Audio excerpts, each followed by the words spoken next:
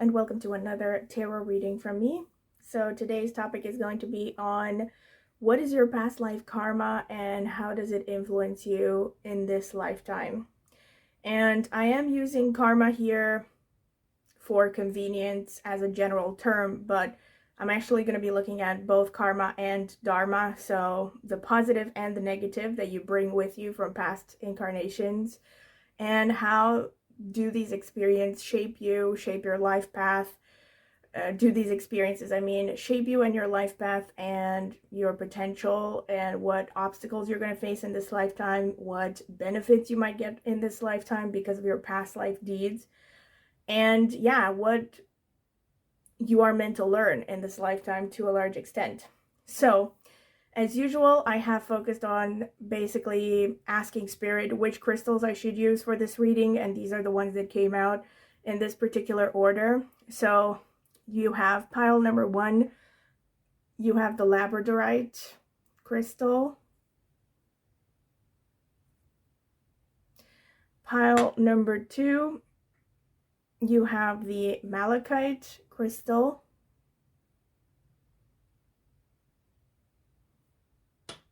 Pile number 3, you have the rose quartz crystal.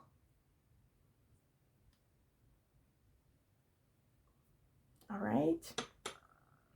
Pile number 4, you have the jade crystal.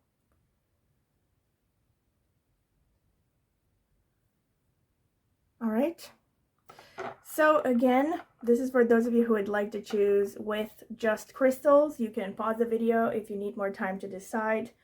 My advice, once again, is that you meditate upon the question, take some deep breaths, try to exhale longer than you inhale.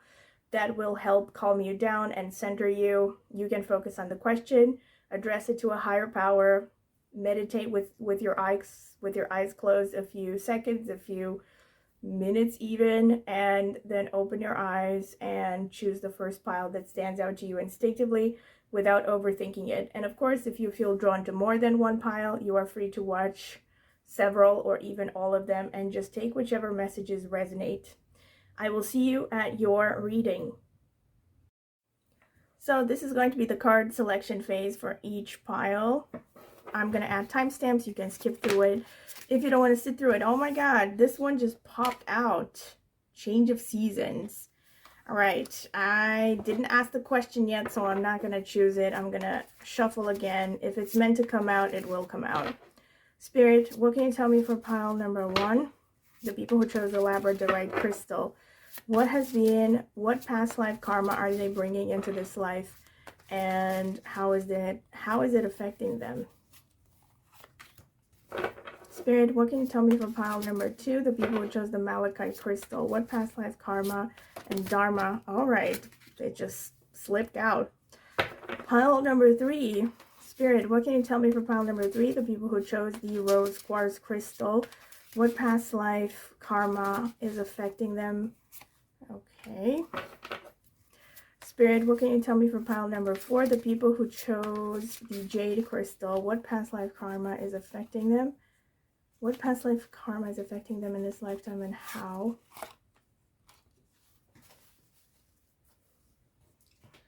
All right, so let's see. Pile number 1, you get number 28 with Can You Hear Me? Pile number 2, you have number 29, The Perfect Key. Pile number 3, ooh, you have number 24, Mermaid's Love. Pile number 4, you have number 21, Tiny Triumphs. All right. Nice. So these are your options. You can pause the video if you need more time to decide. I'm going to see you at your reading. And of course, if you feel drawn to more than one pile, you are free to watch several or even all of them and just choose whichever messages resonate. All right, I will see you at your reading. All right, so this once again is for those of you who would like to choose with both crystals and cards. Pile number 1, you have this card over here and or this Labradorite crystal.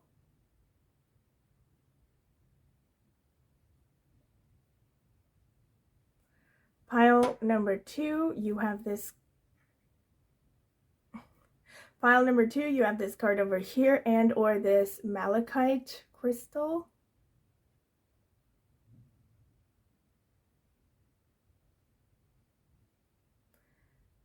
Pile number 3, you have this card over here and or this rose quartz crystal.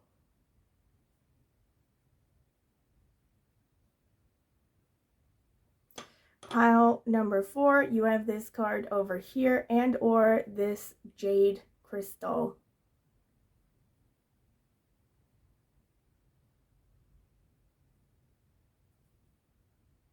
All right.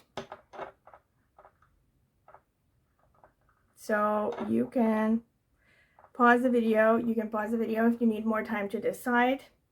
Once again, my recommendation is that you take some deep breaths, exhale longer than you inhale, meditate upon the question for a few moments with your eyes closed, and then open your eyes and choose the first pile that stands out to you instinctively. Don't overthink it. And of course, if you are drawn to more than one pile, you are free to watch several or even all the readings and just take whichever messages resonate.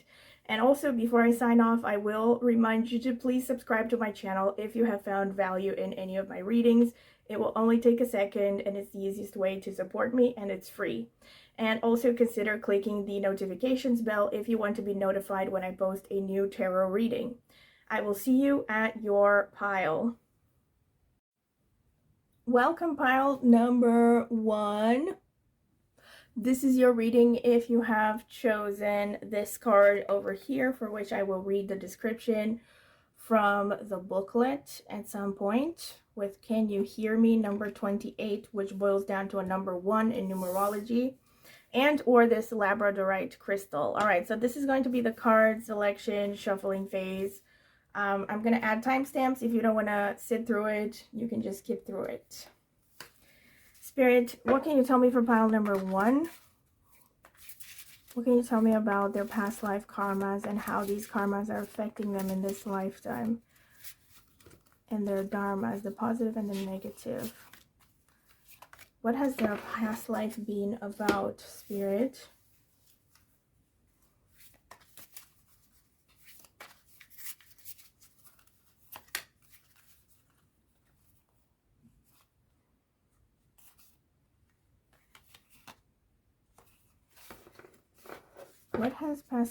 What has pile number 1's past life? All right. This one really wants to come out, so let's see. We have light. All right, we have light, we have communication, we have waiting. Interesting. Then we have change, and we have reflection.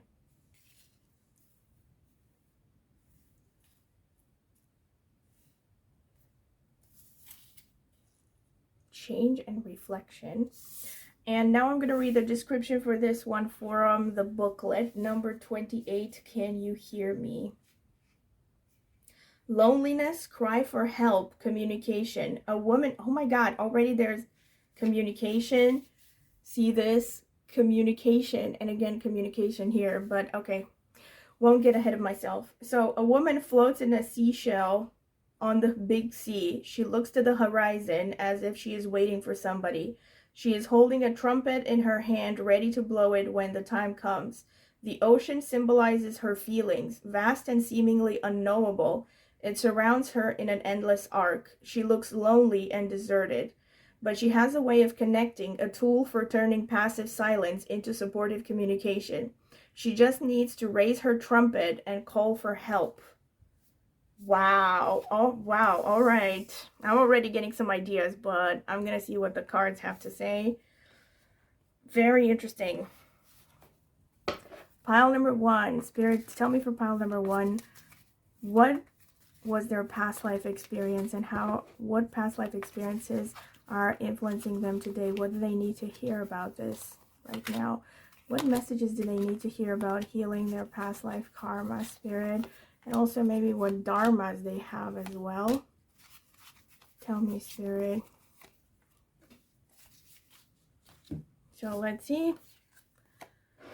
We have the 10 of Pentacles. We have the 8 of Pentacles. We have the Hermit. Wow, there's like confirmation here already. We have the King of Cups. We have the 5 of Cups. Page of Cups. And let's see, this last one, we have the Queen of Wands. Okay. Interesting. So much common theme here. But I'm going to see what the rest of the cards have to say. Spirit, what can you tell me for pile number 1? The people who chose the labradorite crystal. What happened in their past life that is still affecting them, and how is it affecting them? How are their past lives affecting them in this lifetime? What do they need to hear about this right now, Spirit? Give me a message that is helpful for pile number 1. How many is this? Yeah, 7. Page of Cups. Knight of Wands. 9 of Wands. 10 of Cups. Queen of Wands again. Justice. Holy shit. And the Knight of Cups. Pile number 1. I'm already getting some clear messages here. So you have the Queen of Wands came out twice. The Queen of Wands speaks of a person who has a shadow side and is often their own worst enemy. This speaks of a person who sits on a lot of potential, but you may never have realized that potential in past lives. There is also a repeated theme. There is, as I said in the beginning with the Oracle card description, of communication. And look at how often this message is repeated in your reading here. This idea that you felt isolated because you didn't ask for help, you know? You have, can you hear me? You have communication, you have waiting, you have the Hermit, you have the 9 of Wands, which suggests you're tired and isolated, like someone who has fought long battles. You have the 5 of Cups, which again shows emotional distance, loss. And oh my God, look at this. Look at the symmetry between these two cards. This is the Page of Cups, and this guy is well, he's holding a cup with a fish in it, and she's holding a horn, and it's also this symbolism about water. You know, I think in past, and look at this, there's a clear message here that in a past life you were a workaholic. Because you have 10 of Pentacles, you have 8 of Pentacles, you have so many number 9s. So the number 10 is coming out twice, 10 of Pentacles, 10 of Cups. And you have number 8 of Pentacles, which suggests a lot of hard work, you know, a lot of dedication towards your profession. And you have the number 9 coming out, which is the number ruled by Mars. And you have here Justice. Interesting. And oh, I just realized the Page of Cups came out twice as well. Holy crap, I didn't even realize this. Yeah, because it says chalices in this deck instead of cups, so it threw me off a little bit. But yeah, you have the Page of Cups twice and the Queen of Wands twice. And the Page of Cups, like I said, seems to really mirror this initial Oracle card that you had about can you hear me? Wow. So the messages that I'm picking up for you, the advice from Spirit, honestly, I'm just going to get straight to the point, is clearly that you need to learn how to communicate with others, how to communicate your needs. It's also about you staying true to yourself. So the fact that the Page of Cups came out twice and the Queen of Wands, these are very creative energies. And look at these cards that show waiting, light, and communication. And this one with light also kind of suggests a longing, you know, like all of these cards here that came out of the mermaid deck suggest longing and waiting for something, you know. Here we have communication. This one is probably the least one, about solitude and waiting. But here with the light, there's like, you know, the light is suggesting the lighthouse in the distance, which, you know, in the past was used for communication as well. So there's like this message of this person who feels disconnected from the world, I think. You felt like nobody understood you, and you felt isolated, you felt alone. This gives me a lot of Ketu energy as well, for those of you who are familiar with astrology. Ketu is the Vedic astrology term for the south node of the moon. So that's an energy of isolation, of solitude. You could have been someone who was very, either by circumstance or through your own desire, you focused a lot on your career. And I think I don't know, like I couldn't say for sure, actually, it depends on every person. But it could have been also that you were just very passionate about your work and you were truly involved with it, but that left you feeling disconnected. Maybe you had a kind of work that kept you away from most of the world and other people. Maybe you didn't even have time to focus on your family. Maybe you didn't even have a family, even though you have the Ten of Cups here. You know, so this kind of either suggests to me that a family is something that you've always wanted and you still want in this lifetime. Or it could have been that in the past, even if you had a family, you didn't have time for them. You didn't really spend much time building your relationships with people. So there's definitely a very strong message about that with all this communication going on. And I think Spirit is telling you it's really important for you to learn to express yourself in this lifetime, especially creatively, because look at this, at the Page of Cups is a very artistic energy, and here you have this girl in front of an easel, you know, and this natural setting, like she's preparing to create something. So the Page of Cups is a very kind of romantic energy. And then you have the Queen of Wands, which suggests, you know, a person, again, who's very passionate, very creative. Queen of Wands is kind of Leo energy. You even have a little black cat here. I also love how the Queen of Wands is dressed in yellow in both of these. This is a very, you know, this is a person who's very passionate and very self-motivated and has a lot of creativity. So I think the message here is that in a past life, you really have not developed your creative side. You didn't let go of your emotions. Maybe you didn't trust yourself. You didn't have confidence in yourself. With the Queen of Wands, there's definitely a message that you need to work on your self-sabotaging habits. You know, like there could be something holding you back from reaching your potential and your fulfillment. With the Knight of Cups underneath, I mean, the Knight of Cups to me is clearly always a message of you need to follow your intuition more. Because the Knight of Cups in this image, you see the river here. There's like this barren place, basically, but there's a river here at his feet. And the river symbolizes the subconscious. It represents intuition and following your intuition. I'm not going to say follow your feelings, because I mean your emotions, because that's something else. You know, emotions are a little bit more primitive. Intuition is that hunch of just knowing you're in the right direction, going with the flow, you know. And here we have change and reflection, which is really interesting. Change and reflection. I feel like these, I mean, considering the rest of the cards, this is Spirit telling you that you need to change. You need to embrace change. And reflection is interesting here. Reflection to me, this card actually to me is, again, kind of a confirmation of the Queen of Wands. Because when I think of the Queen of Wands energy, it's kind of this Jekyll and Hyde sort of dichotomy. Maybe that's a bit of a intense image, but it kind of is like that.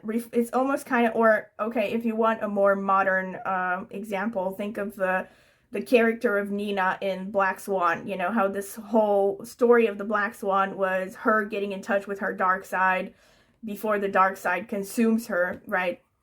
And that's kind of like similar here. This is what it makes me think of, the reflection in the Queen of Wands. It's kind of like reflection is about you looking in the mirror and recognizing which parts of you are healthy, which parts of you are not, you know.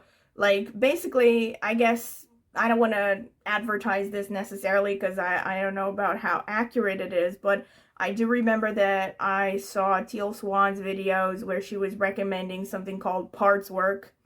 And I mean, just a brief of it, if I understood correctly, it's literally similar to psychoanalyzing yourself, in the sense that if you feel resistance towards something, you should ask yourself, why do I feel resistance to this? Like, let's say there's a part of you, let's say, who wants to be an artist, right? And there's another part of you that has resistance to that. And you should ask yourself questions like, why do I feel resistance towards this? And what is it that I am really afraid of? You know, what is the worst that could happen? And all kinds of like questions like that, you know, one step at a time can reveal to you what is holding you back, basically, and which parts of you are working against each other, and try to find the middle ground where you are fulfilled, you know, where like every part of you is in harmony with the other parts, basically. I know it sounds kind of mumbo jumbo, but I think actually that sort of work would be a good idea, considering these messages here. There's definitely a message, I mean, that you have worked too much, but I'm not trying to say that working hard is a problem. It's just that you were probably working, you know, and something, I'm not trying to say that you were working at something that you didn't like. I mean, maybe you liked it, but I feel like you weren't pursuing the main thing that you wanted, you know? Like, maybe you were, again, because you have, like, the Ten of Pentacles, by the way, is also a card that speaks of legacy, especially family legacy. This is why you have family here. And you also have family here, you know? So I feel like there's a message maybe that you were under a lot of pressure from your family, and you went for what you thought was the right thing, and that actually led you down a path of not being fulfilled spiritually and emotionally, because you had all these other ideas that you really would have wanted to pursue, but you never got the chance to do them.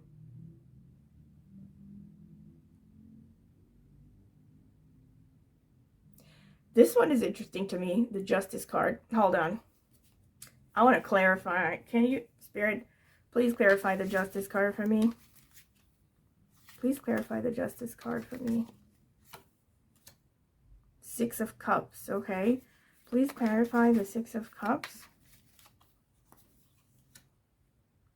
The Magician.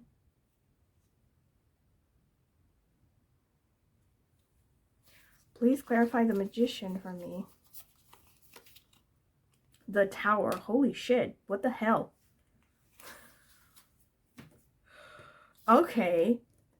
Justice. All right. I mean, this is a little bit of a plot twist here.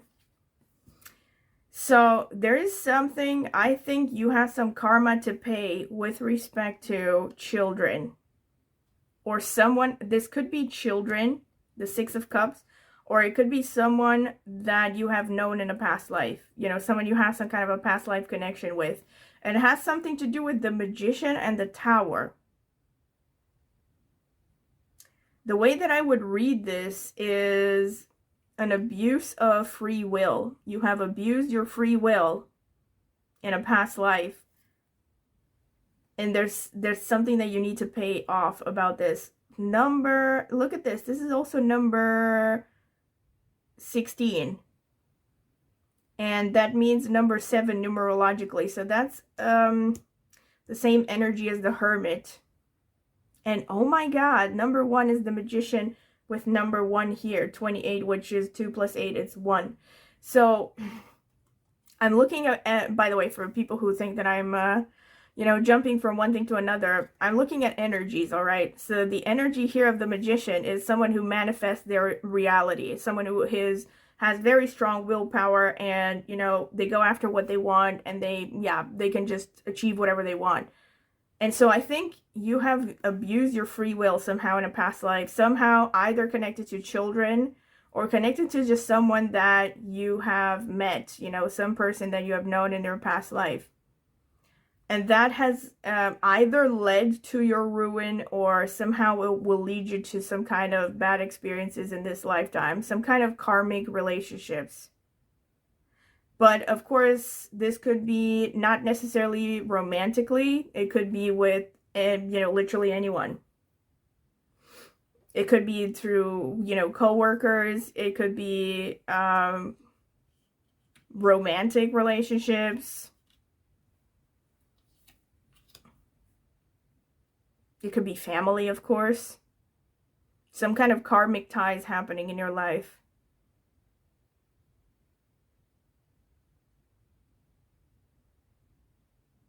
So overall, I think Spirit is telling you. But anyway, speaking of the bad karma, since I was talking about it, it's not something that you should be worried about. It's something that, you know, if it happens, it happens. You should know it was some kind of a karmic situation. And that you shouldn't seek revenge, because it's probably something that happened because of something you did.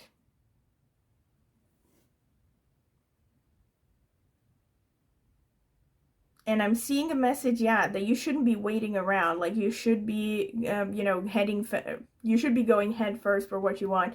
And because you have this, like, message of hesitation here and isolation. So you definitely need to work on your communication, interpersonal relations, and also your creativity and your intuition, to embrace those sides of you. And to focus on, you know, the heart chakra in general.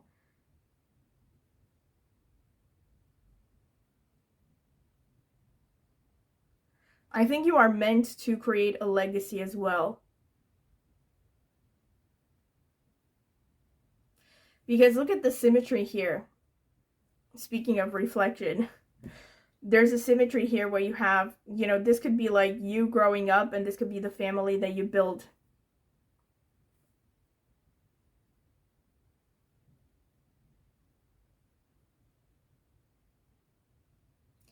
But this could be, I mean, again, sacrifice, the way that I would read it is sacrificing yourself too much for the good of others in past lives. And focusing too much on work as opposed to, you know, enjoying yourself. All right, so these are pretty much the cards. Now let me see the astrological notes. Spirit, tell me about pile number one's past life. What did they focus on? And what do they need to,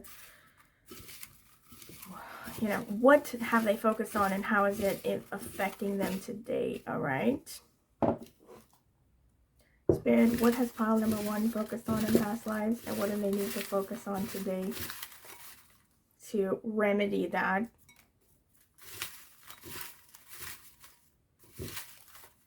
Okay, that's enough. So let me see.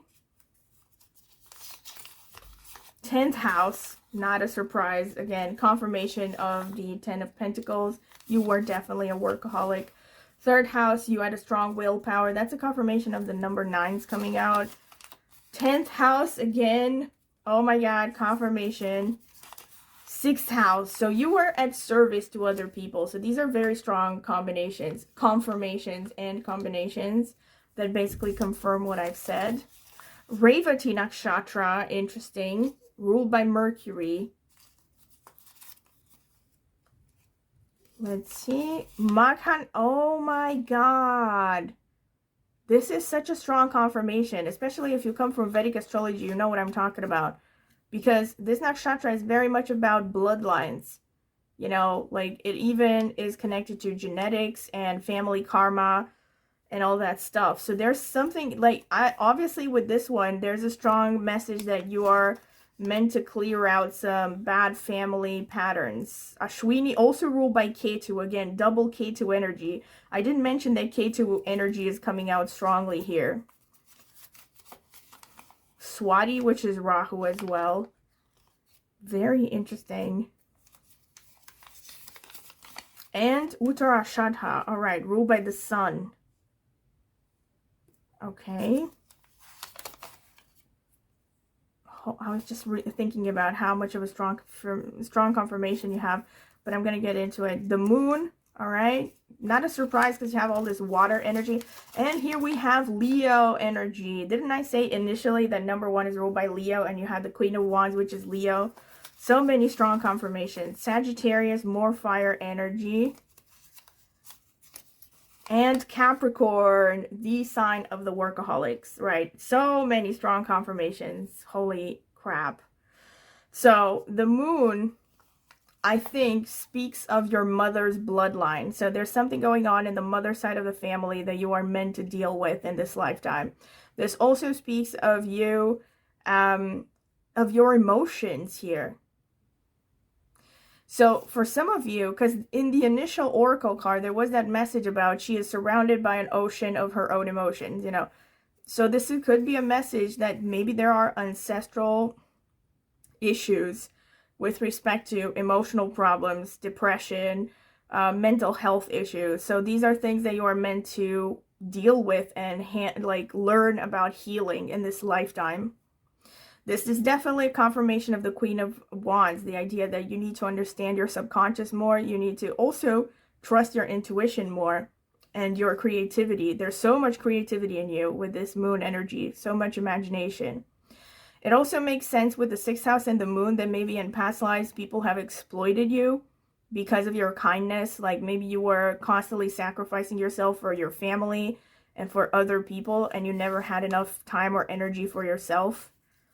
That's another way to read this. And another thing that I was thinking again when I saw Uttarashadha, this is the only nakshatra in 27 that does not have a pair. You know, all the other nakshatras, they have another animal pair. You know, like there's a female and a male of everything. But with Uttarashadha, there's only one male mongoose. And this nakshatra, which is ruled by the sun, is connected to high spirituality teachings, you know, spiritual teachings, yeah, in general. It's kind of a priestly cast in Vedic astrology, and it's very much kind of connected to unhappiness in relationships, in love relationships. And it's also interesting because it spans between Sagittarius and Capricorn, and you got both Sagittarius and Capricorn that came out as signs here. Yeah, so I wouldn't be surprised if some of you have Uttarashadha prominently placed, or any of these other nakshatras. Like I said, you have a lot of Leo, especially the Magha nakshatra of Leo, and a lot of Ketu energy. I mean, strong Ketu energy, because you have 2 of the 3 Ketu ruled nakshatras that came out here. And you also have 1 Rahu, and you have a Mercury here. Makes sense. So with Revati is really interesting. Pisces energy.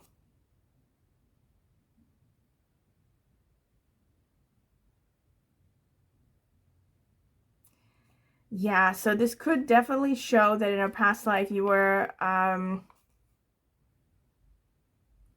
think for some of you, you were very detached from the world.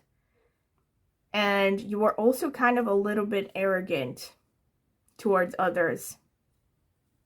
You were probably a person who had some kind of strong intelligence, because the Magician came out as well. So you may have been a person, maybe even someone who had some kind of occult understanding, but it doesn't have to be occult. Like it could be maybe you were just a very educated person and you had a kind of arrogance about you that probably further pushed you away from having real connections with other people. This is really specific, but there's something connected to horses. Like maybe you were really interested in horses in past lives, maybe in this lifetime. There could be some karma connected to that.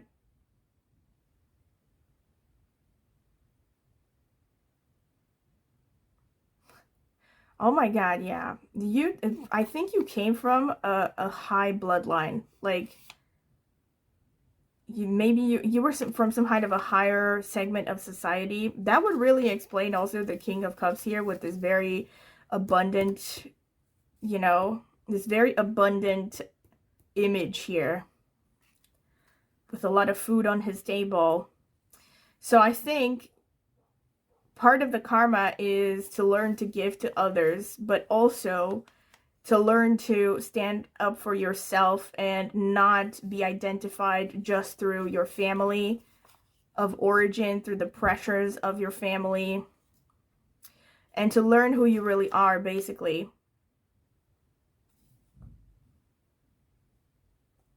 You could have been well known and famous, by the way, in a past life as well. And it could be that being famous, somehow being well known, all of these things are also naturally coming to you in this lifetime as well. You could easily end up in a position where people listen to you, people look up to you, you know, they want to hear your opinion. You could easily end up in positions where you're some kind of a teacher, a guide to others. So these are like some of the positive things as well.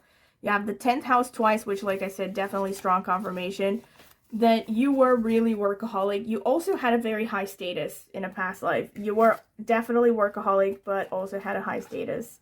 And since you also have, holy crap, the 3rd house is the house of communication. And also, I was going to say this, but I didn't, that you might have strong Mercury energy because all of this communication energy came out. So Mercury is the planet of communication in astrology. So the 3rd house is about communication. This is interesting. Somehow the 3rd house is important. Again, the message that you need to focus on communication, healthy communication. But it's also about bravery, the 3rd house. You know, so again, it would go hand in hand with this message that you need to learn to go after what you truly want and not be afraid of that. The 3rd house is also the house of self-employment.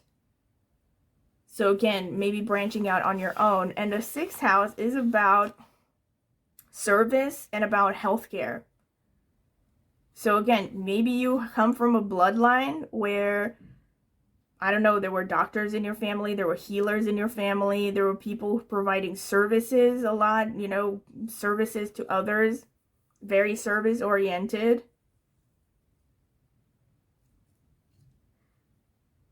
This could also be anything to do with hygiene, but in a very direct sense, this could be showing that there might be some health problems that you have that are karmic. And again, since it comes in this context, I think a message here is that if you do experience health problems, especially difficult chronic ailments of any kind or problems that are recurring and you can't fully understand what is going on, you also want to look into ancestral karmas, family lineage. See how maybe your ancestors' traumas somehow got branded in like your subconscious and are maybe causing health problems. Maybe get into past life regression if you would be able or interested in getting into that. That might actually help for health problems. Since we are on the topic of health, there could be something with your digestion going on, with your diet. So these are potential health problems that you could have. Something to do with the respiratory system, the arms, and the hands. And also to some extent, you know, the vocal cords. All right, so this is pretty much what I can see for you, pile number 1. I hope that you will find this interesting because I definitely did. I'm really curious to see how you think it resonates. If it resonates, please feel free to share anything you want to share about this reading in the comment section. And also, before I sign off, I will ask you again to please subscribe to my channel if you haven't subscribed already. Click on the notifications bell to see when I will post a new tarot reading. And also, if you're interested in a private tarot reading, you can check out the video description. I left my contact information there. And you can email me for a pricing list and maybe even sample readings if you're curious. And also in the video description, I will leave a link to reviews I've gotten for private tarot readings before. If you're interested in checking them out, in the idea of maybe you want to get a reading from me. And also, last but not least, I have an astrology channel, and I will be linking it in the video description as well as in the pinned comment. So if you're interested in astrology, I focus mainly on Vedic astrology. And yeah, if you're interested, go ahead and check it out. Maybe subscribe. I would greatly appreciate it. Thank you very much for your time, and I hope to see you at my next tarot reading. Hello, pile number 2. This is your reading if you have chosen this card over here with the perfect key, number 29, which boils down to a number 11 and then a number 2 numerologically, which is ruled by the moon, and or this malachite crystal. So this is going to be the card shuffling phase. You can skip through it because I will be taking my time. Spirit, what can you tell me from pile number 2, the people who chose the malachite crystal? What past life karmas are affecting them in this lifetime? Tell me, what do they need to hear that is helpful in this reading, Spirit, about their past life karmas?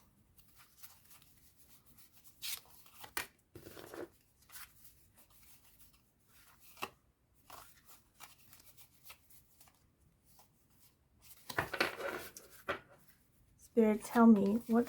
Okay, this one just slipped out. Spirit, tell me about pile number 2, the people who chose the malachite crystal.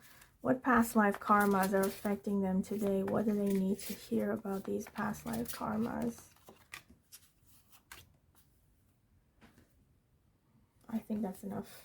I mean, I'm really getting this one as well for some reason. All right, so, ooh, okay, peace, release, and dreams. Very mystical already. Release and peace and dreams. How should I put them in a way that, you know,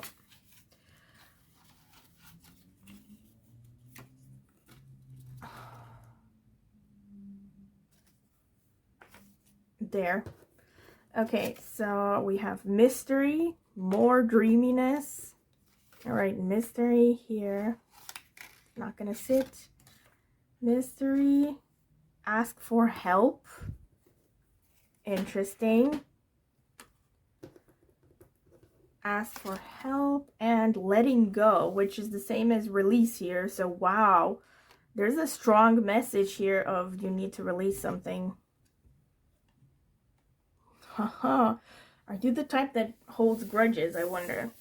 Okay, the perfect key. Holy crap, I just realized you have letting go and release, and you have this cage here, symbolism. Okay, this is really insane. But let me see what the description for this oracle card is.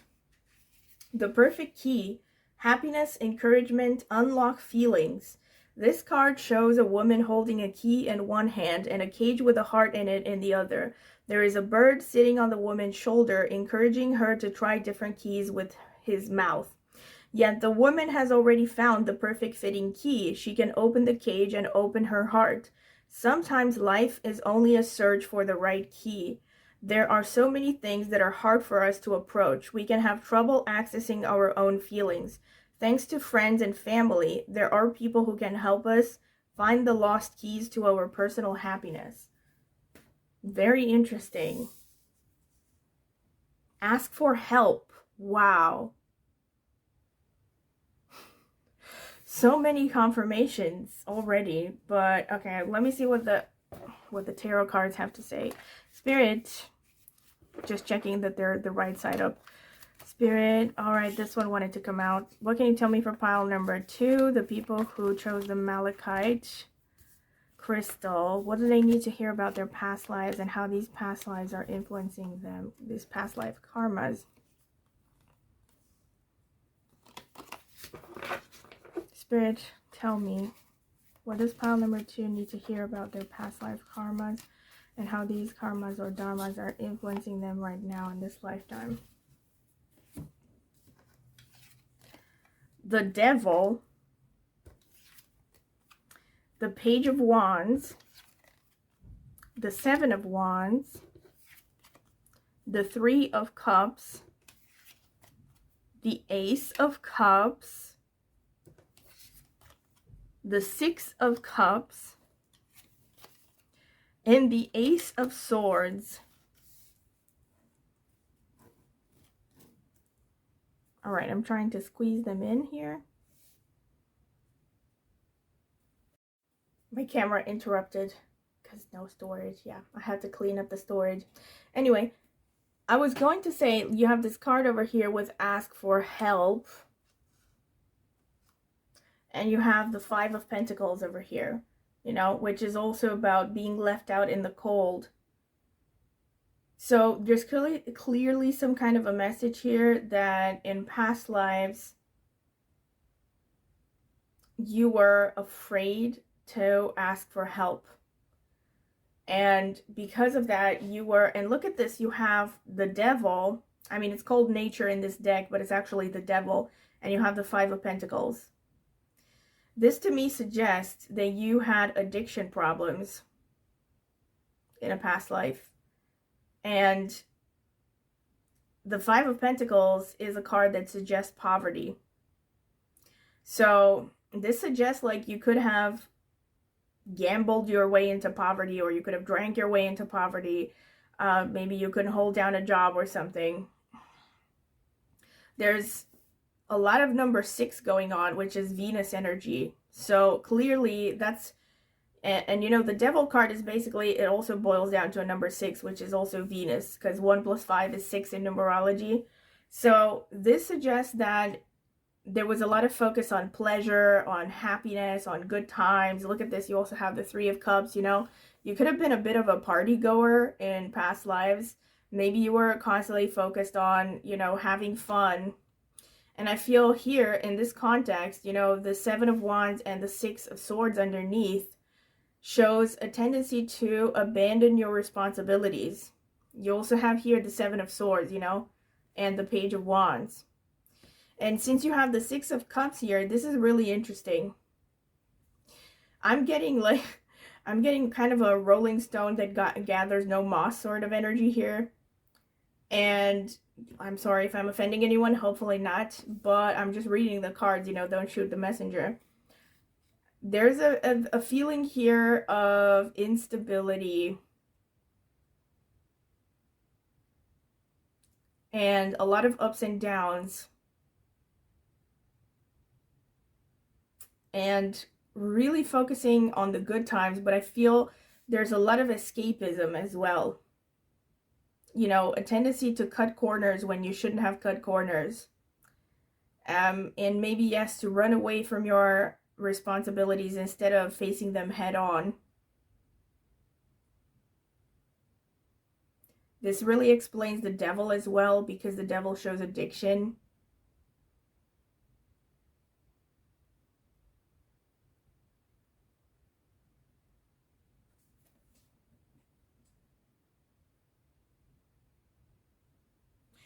I feel like you could have built your happiness on other people's misery, you know?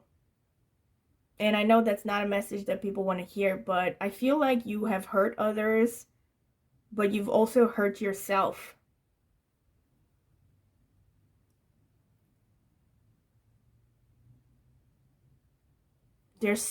Wow. I wonder if some of you have placements in Bharani Nakshatra. Like, you could be a person who carries a lot of emotional heaviness. You could also have placements in Scorpio, 8th house. I'm seeing a lot of guilt. I'm seeing a lot of maybe even self-hatred. There is definitely some karma connected to children. And look at this. So you have the Six of Cups and you have the Death card underneath. And here again you have the Page of Wands and you have the Seven of Swords underneath. And Seven of Swords is a card that suggests deception and cutting corners, you know. I think you may have abandoned a child in a past life, and I know that's really specific. Obviously, it can't be for everyone who watches this. But in general, this could be just you have abandoned your responsibilities towards, I think, people who depended on you. So there's this message that in order to be happy now, in order to find peace, you need to take charge, take responsibility, work hard. I feel like in this lifetime, you are on the other end of the spectrum. Like you might be too much of a workaholic, maybe you might beat yourself too hard, or if that doesn't sound like you at all, I feel like Spirit is telling you that that's actually kind of where you should be, at least for a time of your life, not the rest of your life. But I feel like there's a message of you need to face a lot of challenges on your own. You need to work hard. You need to struggle on your own for every little penny, for instance, and to also put yourself at service to others, because in past lives you haven't done that. This part here is interesting here. The Ace of Cups, and you have the World underneath with the number 21.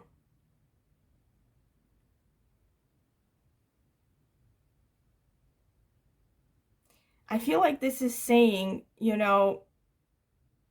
I mean, I know this sounds really cheesy, but you also have this, remember the message of this Oracle card of you need to open up your heart. You already have the key to open your heart.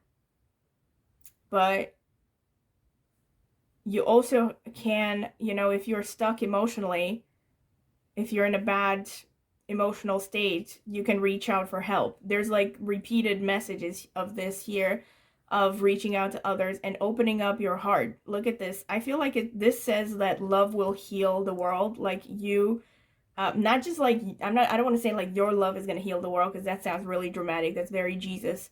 But I feel like you opening up your heart and your emotions, your heart chakra, and your faith and your sense of innocence as well, will open up the world for you, and will open up new opportunities and people that will come into your life that you wouldn't have noticed otherwise. Six of Cups here and the Death underneath. This is like what I'm talking about, because there's some kind of transformation. This could be on the one hand about children, or on the other hand it could be about someone in a past life, someone you've had some kind of a past life connection with. And there's some kind of transformation happening here. A relationship that's going to transform your life. And look at this. You have the Ace of Swords and you have the Four of Wands underneath. I feel like what this is telling you, quite literally, is that you should, if you clear your mind, if you sharpen your mind and you focus on rationality and justice and all of the swords energies, basically, which is air energy in astrology, that's Libra, Aquarius, Gemini, being rational, being logical, having a clear head, that is going to help you build a solid foundation for a happy life and a happy family, and being a part of, a community, a healthy community. But I think also ultimately this is about you building a family. I feel like to a large extent your karma in this lifetime is about building something solid, stable, especially connected to family and interpersonal relations. But of course this doesn't mean that you can't also have a career. It's just that I feel for most of you, this is the strongest thing. It's like you need to focus on building a solid emotional foundation and being of use to others, serving others, not being so self-absorbed. But look at this, you have dreams and mystery as well. I feel like this is telling you that you are also potentially someone who is very intuitive. You might have some mystical powers even, because you have mystery and dreams again. And you have this peace here. Speaking of Jesus. Because this kind of makes me think of the Virgin Mary with the child. Peace. All right. Maybe it's even meant to be the Virgin Mary.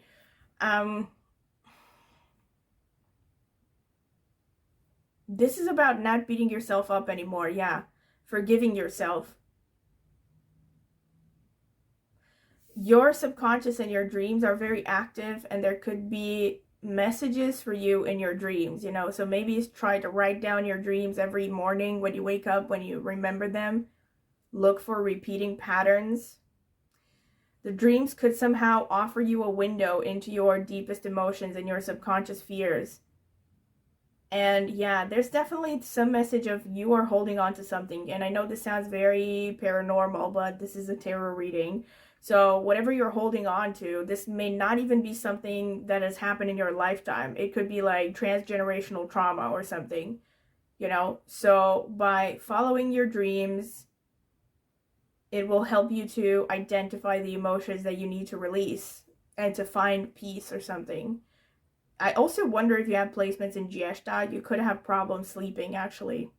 And again, if you have problems sleeping, I feel the message again is something to do with your psychology. You need to work on that, your subconscious, and understanding your emotions.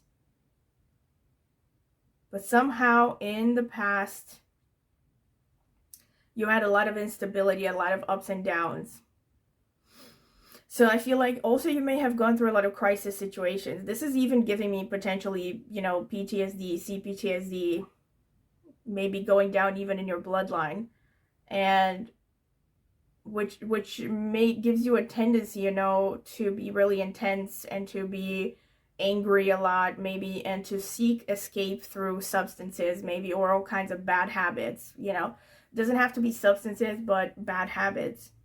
And I think since you have, by the way, a lack of pentacles, and you have like the only pentacles card here is a negative one, there's definitely some karma to do with finances here. This is telling me that you weren't too strong in your finances in a past life. So part of your karma is about learning about controlling your expenses, being responsible about resources in general, how you spend your time, your money. Don't leave these things to chance, because there's definitely a test connected to this in this lifetime, you know. You have some kind of a test where you're gonna have to stay sober, you know. This is a feeling that I get here. Like, you need to work hard, you need to, you know, keep your head clear and your heart in the right place. And don't shut off other people, especially people who will extend an olive branch and look like they care about you and want what is good for you.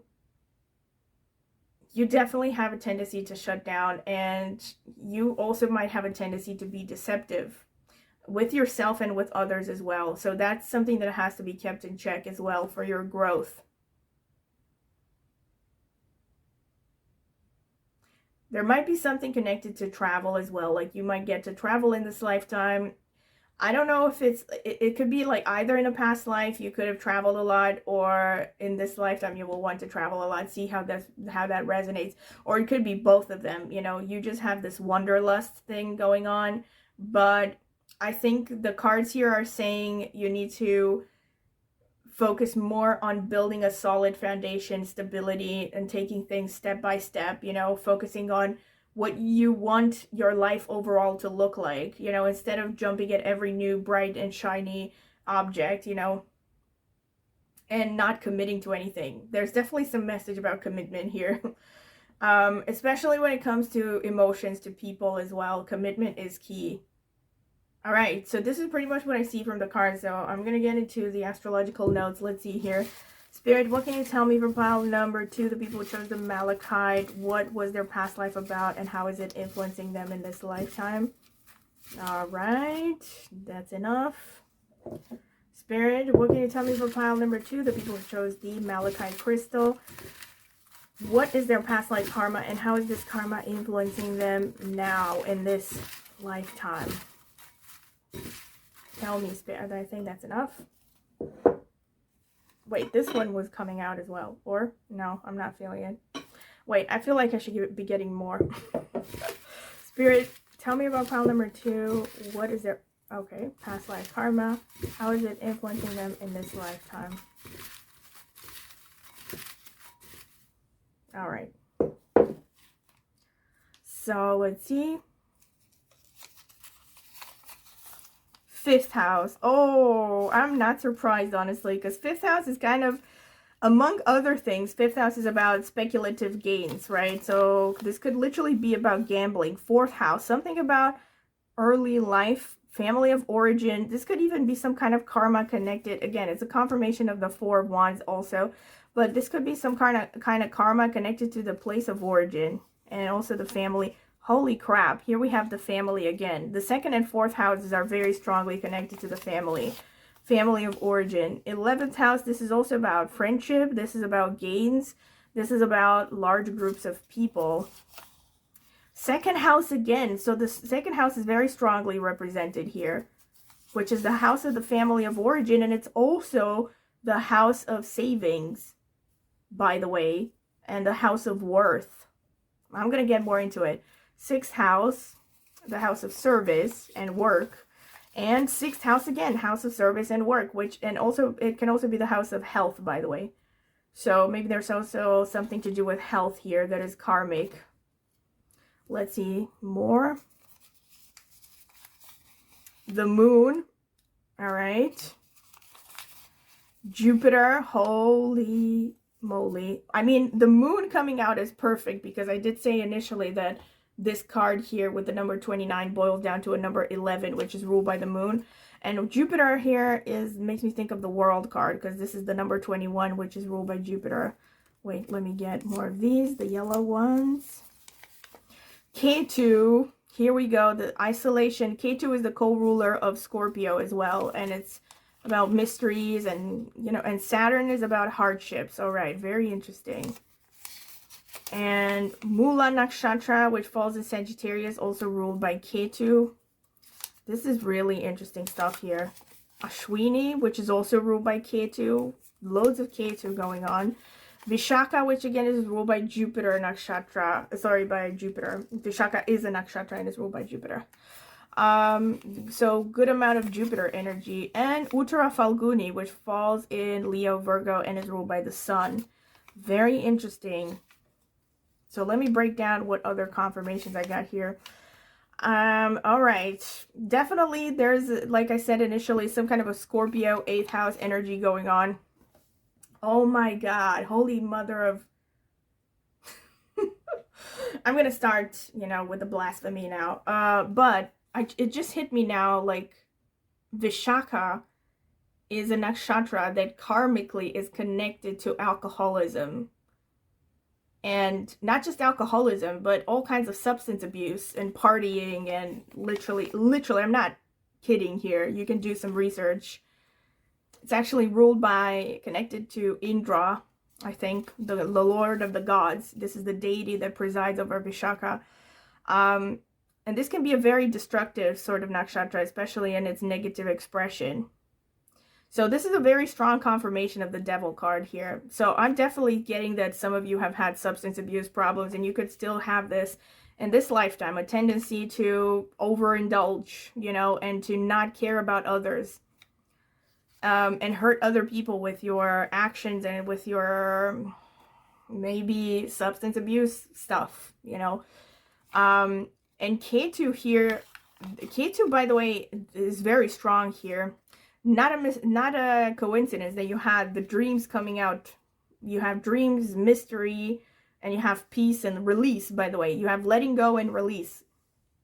These cards coming out. That's very much Ketu energy. Ketu is all about dissolution. Ketu is all about letting go.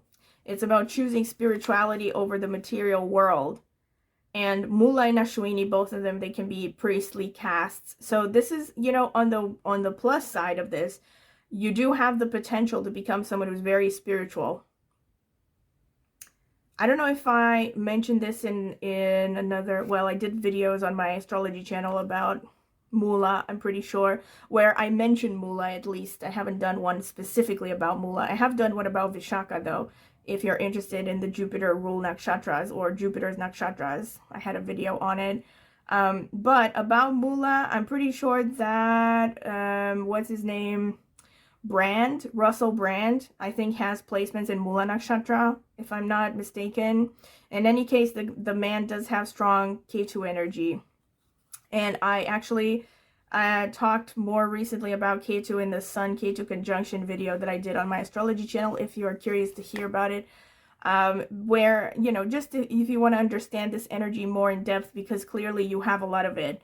You have Ketu and Saturn here. And I also did a video about archetypes of Ketu, where I really went in depth with a lot of examples of famous people and so on, of what Ketu energy looks like, what it stands for, and how isolating it is, you know, how it's about dissolution, it's about not caring about the material world. And it's really interesting because you have Saturn and Ketu. Holy moly, here. Again, I think for many past lives, you have had quite a rough life, you know, and it's kind of understandable now. It's kind of falling into place. It's understandable maybe why you have chosen to escape through substance abuse and some lifetimes. I'm seeing a lot of pain here. Like, this is, you know, Ketu and Saturn together could be a lot of pain. But I also see you inflicting a lot of pain on others with your, maybe with your beliefs, with your mentality, with your way of thinking. I definitely see a lot of wishy-washiness as well with the moon. The moon waxes and wanes, you know. And Jupiter and the moon together, even though they create a yoga in astrology called Gajkesari yoga, which is one of the more positive yogas to have in your horoscope. It also suggests overindulgence. You know, you could have been, this could even be overindulgence in food, you know, not necessarily connected to alcohol or drugs or something. Whatever it was something that, you know, affected you negatively and affected other people around you negatively. So I definitely see this theme of escapism, and a theme of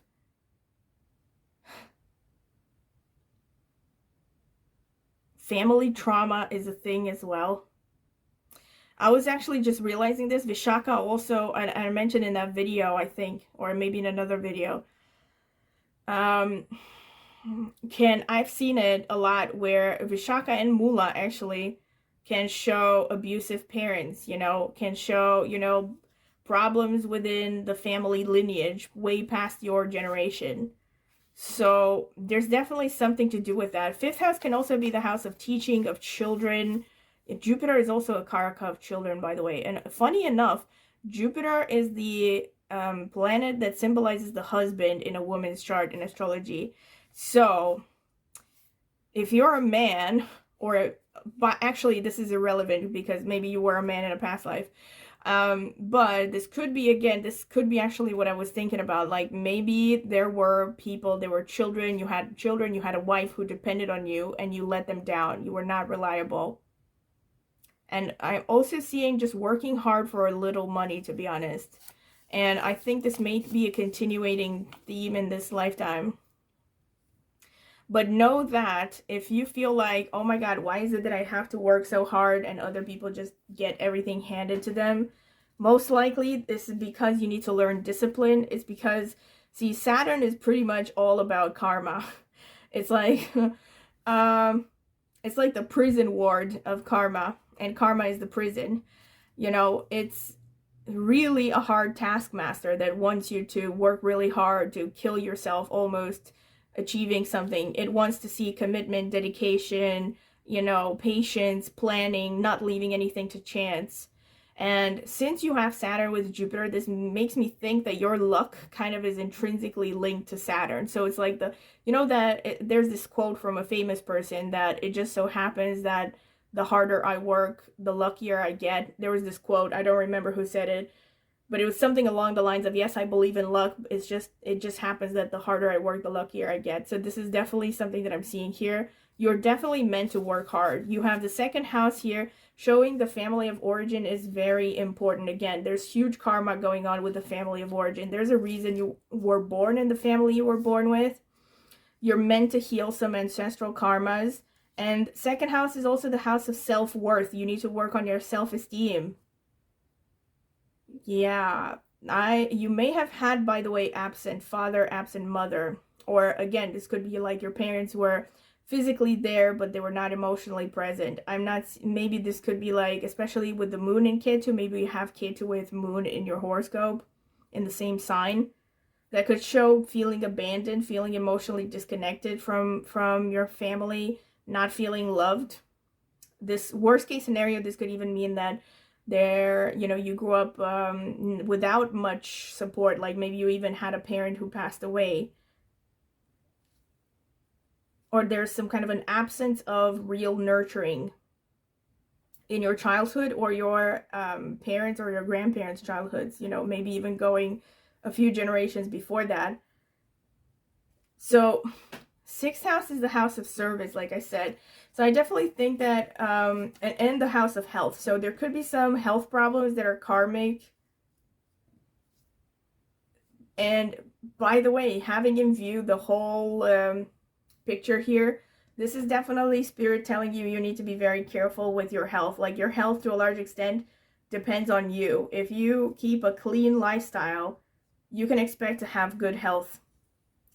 But if you abuse your health, this is not going to work out in your favor. So you're not one of those people that can get away with a lot of stuff when it comes to your health, You need to really take care of yourself. I also see potentially problems with diet, maybe eating, overeating, undereating, some kind of eating problems. There could be some karma also, especially connected to elder siblings. You need to fix the relationship with the elder sibling. And with children, your children, like I said, 5th house. And also 5th house, like I said, is speculative gains, teaching.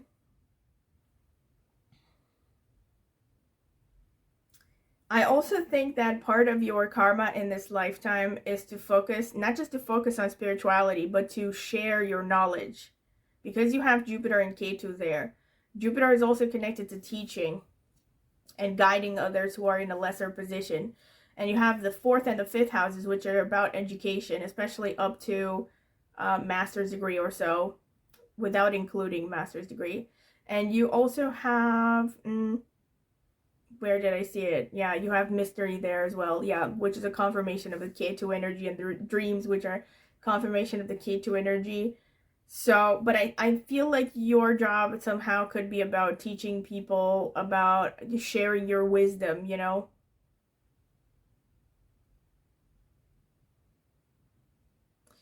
And I see potentially mood swings. Like, I see this is really a stretch, again, definitely not true for everyone, but there could be cases of something like bipolar or borderline, and either you or someone in your bloodline, but I'm definitely seeing this, maybe a tendency towards being a bit bipolar, in the sense that you could go really quickly from very high to very low when it comes to your mood.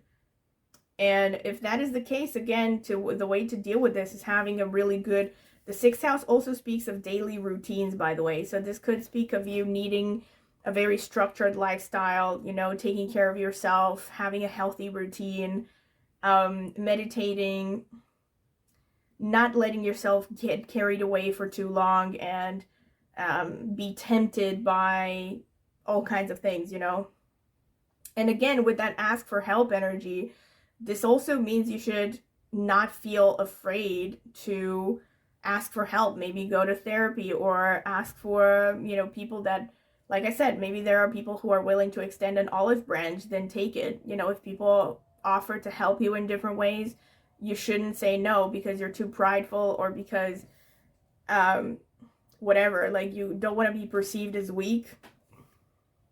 With the Saturn energy and the Vishaka, that would definitely be a possibility for some of you. Like, you are, you can be quite prideful and you don't want to accept help. And being of service to others is very important. Some potential health problems that you could have could be connected to the chest area, the stomach area, the heart, the throat, and the mouth. So be careful about these areas especially.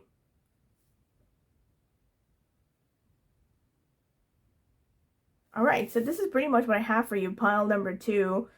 So I hope that you have enjoyed this reading. I definitely found it very interesting. Like, wow, I feel like this was a pretty intense, message here. But I'm sure that it was meant for you to hear right now, because loads of confirmations, very strong messages, repeating themes.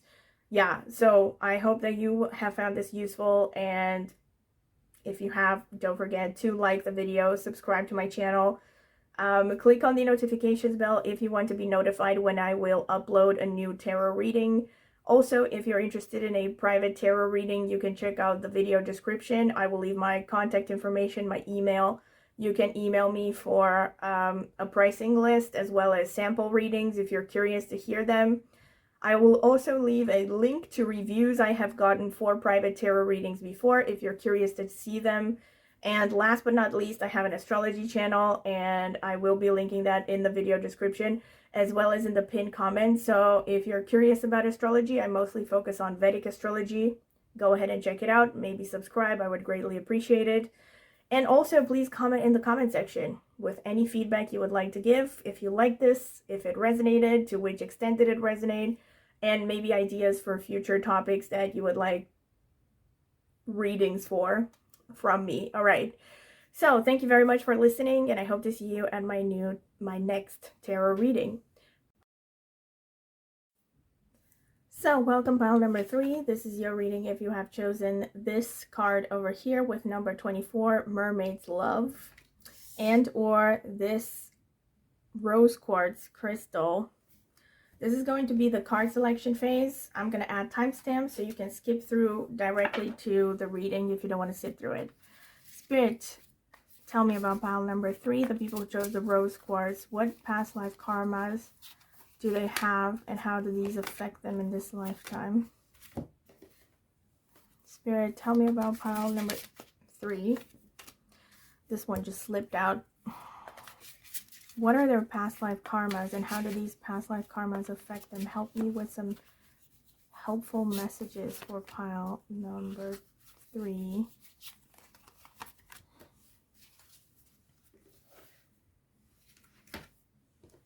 So let's see. Purity, interesting. Enchantment. Ooh, here we have the first confirmation. Do you see this? Mermaid. Yeah, enchantment. You have been some little sirens, I think. Intuition. Here we have moon energy. Moon energy, water. Very interesting. Waiting. All right, this deck is all about mermaids, so it doesn't count as confirmation. Letting go. And decisions. Interesting. How can I... Oh, like this? Are you gonna...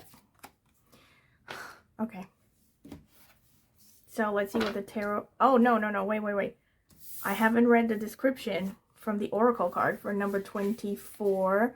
All right. Mermaid's love. Love, partnership, support, accord. A loving couple is shown on this card. The woman is a mermaid. Her hair and tail seem to float her through the sky. A man with feathers holds her hand.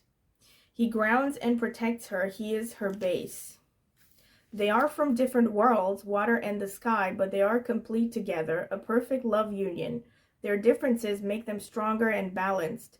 They support each other in their own way, but always from a place of respect and love.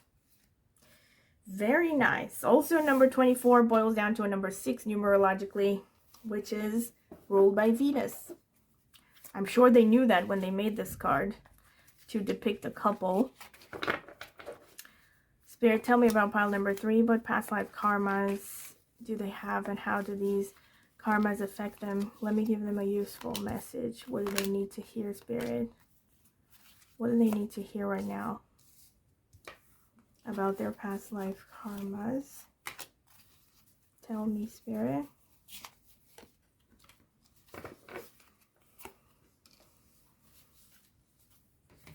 Let's see. 8 of Cups. 6 of Wands. 3 of Pentacles. King of Cups. Page of Pentacles. Page of Wands. And the Emperor. which is called the Horned God in this deck. Very nice.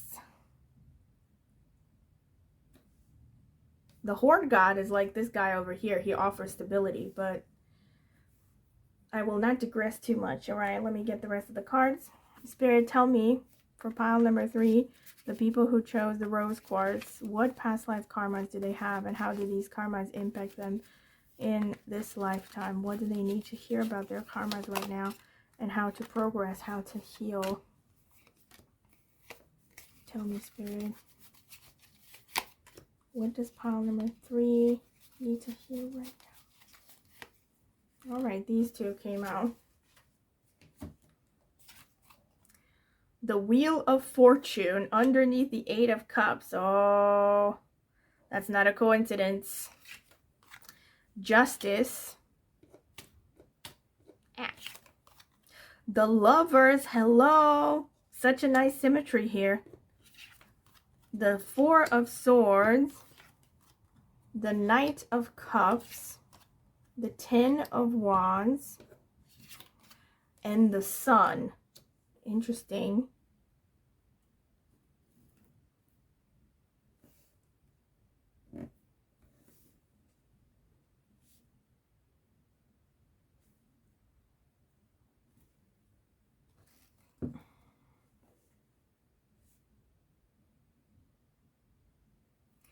This is really interesting, pile number 3. So there's definitely a message for you about love here, about some kind of a relationship, because you have Mermaid's love here with this couple, and then you have the Lovers come out, and you have, and the description for this says that the guy grounds this mermaid, which is interesting because he has feathers and she has a fishtail. It's interesting because you would think it's the other way around, right? The person who has feathers should be floating, but anyway. And then you have here the Horned God, and you have the Sun underneath. So this is a very strong masculine figure, the Emperor and the Sun underneath.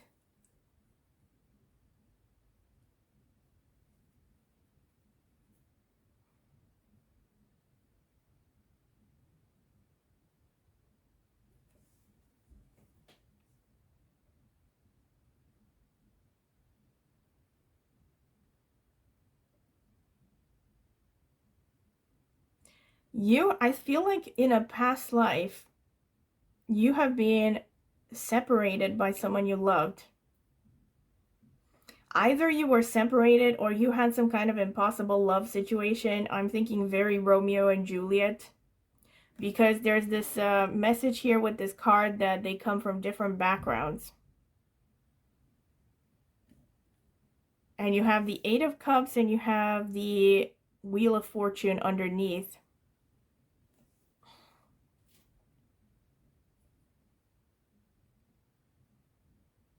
So this shows like a sudden, the 8 of Cups suggests emotional heartache and heaviness, and the Wheel of Fortune suggests sudden change.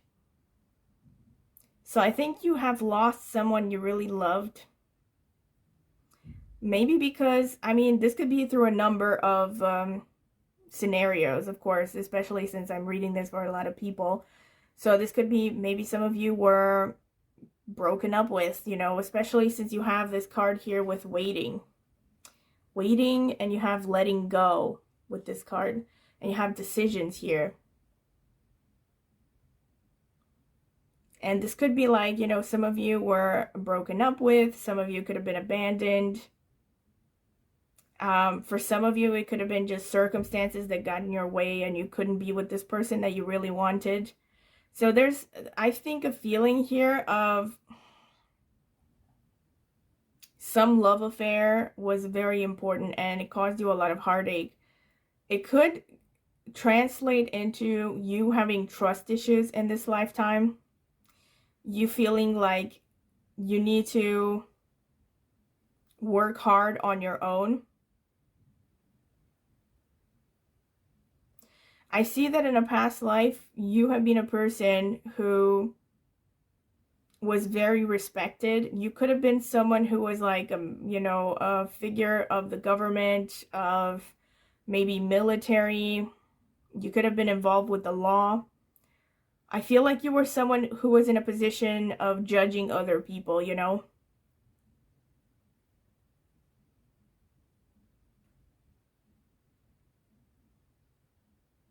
I also see that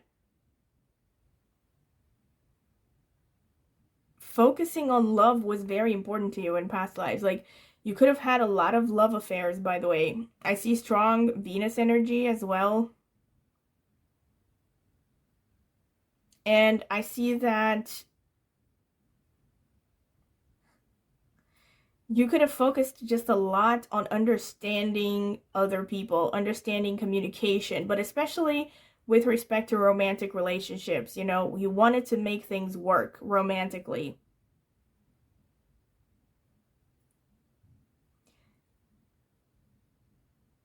You also had a pretty easy life financially.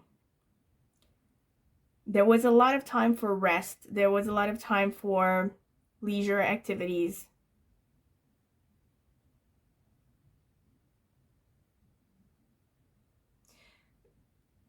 But I also see that, you could have worked hard as well. I mean, even if maybe you came from a good background or you were given some kind of decent amount of financial stability one way or another, you also learned how to work hard from a young age.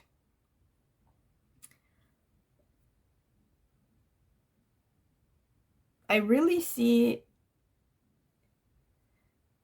that you were very responsible from a young age.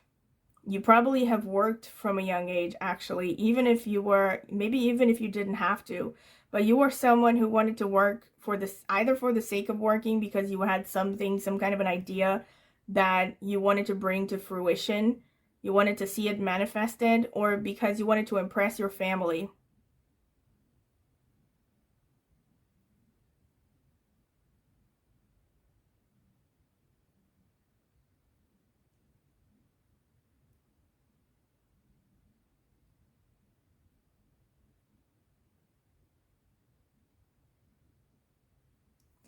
And I also see that eventually you reached a position of very high security, stability, a lot of creativity. Wow, you could have been some kind of a leader, some kind of a statesperson. Like I said, I'm definitely getting this very strongly.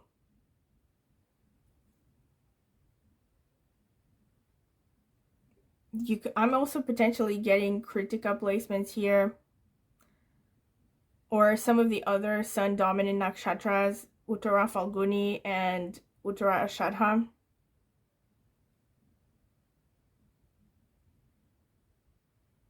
I see success after a lot of struggle, actually.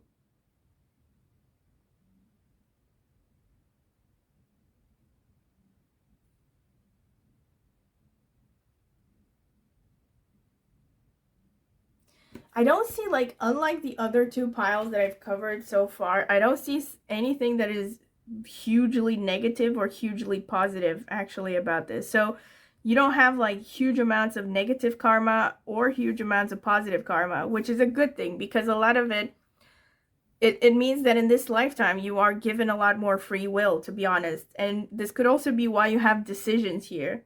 Like, you have a lot of an ability to decide your life. You also have the justice. Oh, you have justice here and decision. So this could be Libra energy as well. See, that's the potential negative thing that I see, is that there could have been maybe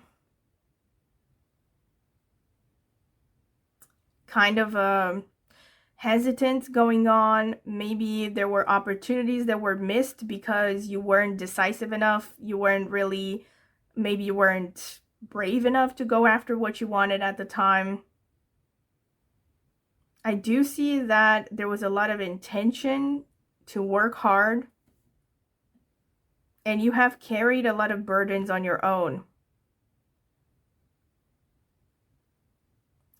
But I see, like, it took you a long time to reach success, I mean, and this could be true actually, because the themes that started in past lives, of course, could be perpetuating in this lifetime as well.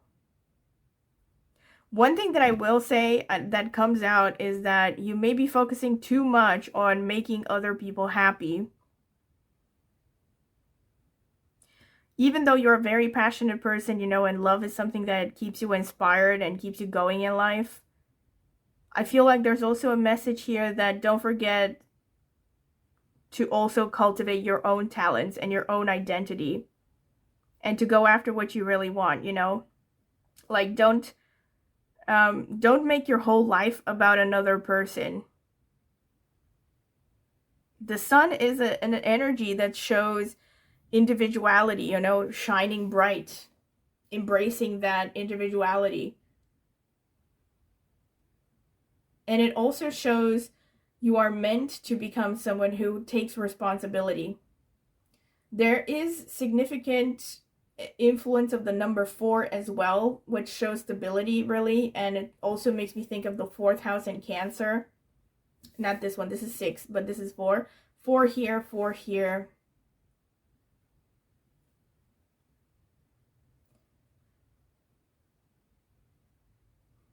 And there's number 8 as well.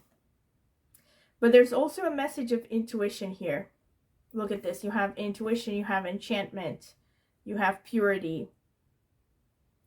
I feel like this is Spirit saying that you're basically a kind-hearted person. You're good at heart.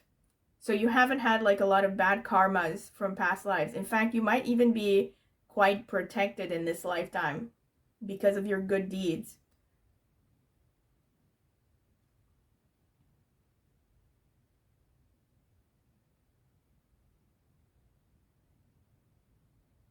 But you are also invited to cultivate your intuitive gifts and to also stay true to yourself and your individuality. The sun is also about creativity and authority as well. So working towards a position of authority, taking the lead, not being afraid to take the lead, and also not being afraid to shine as well. I think that maybe in past lives you were... Actually, no. I think in past lives as well as in this life, you have... It's like even if you don't want to, you might be thrust into some kind of position where you are a leader or you are standing out from the crowd. But I feel like there might be some reticence on your part, or you might, not feel too comfortable in this position of being in the limelight, being seen. I think you have a fear of being judged, and you have maybe excessive perfectionism, and a fear of making mistakes, which I think is, this is definitely being shown as something you need to work through, because in order to progress, you have to accept that, failure is a part of learning. You might be someone who cares too much about making everyone happy.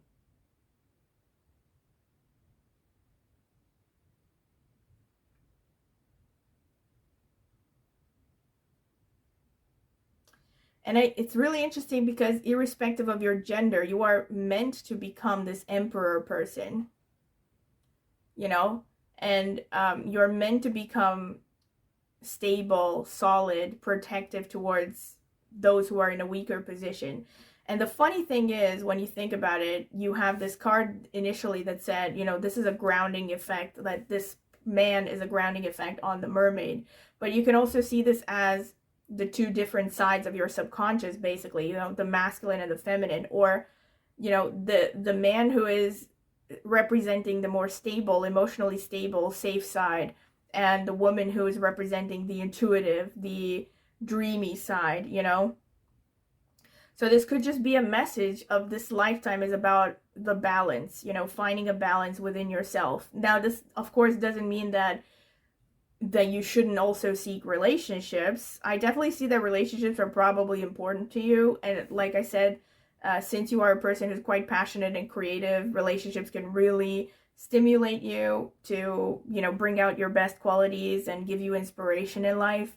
But I also see this as a message that you can also nurture yourself, and you can also be your own hero, basically, as in, developing a strong connection between, you know, the part of you that is more realistic, more down to earth, rational and stable, and the other part of you that is dreamy and intuitive and creative and imaginative, you know. So it's like you can find a balance between these two parts of yourself, you know. This is what I pretty much see here. All right, so let me see what the astrological notes have to say. Spirit, what can you tell me for pile number 3, the people who chose the rose quartz? All right, what is their past life karma and how does this affect them? Okay, that's enough. Spirit, what can you tell me for pile number 3, the people who chose the rose quartz? What is their past life karma and how does it affect them in this lifetime? What can they do to heal? Wow, all right. Way too much, but let me unpack everything. Let's see. We have the 3rd house.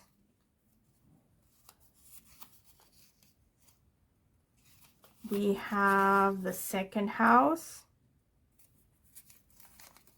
We have the 6th house. We have the 11th house. Come on. We have the 7th house. Wow. Like I said, relationships are somehow really important for you. And we have the 1st house. Wow. Like these are the two opposite houses in astrology. The 1st and the 7th house.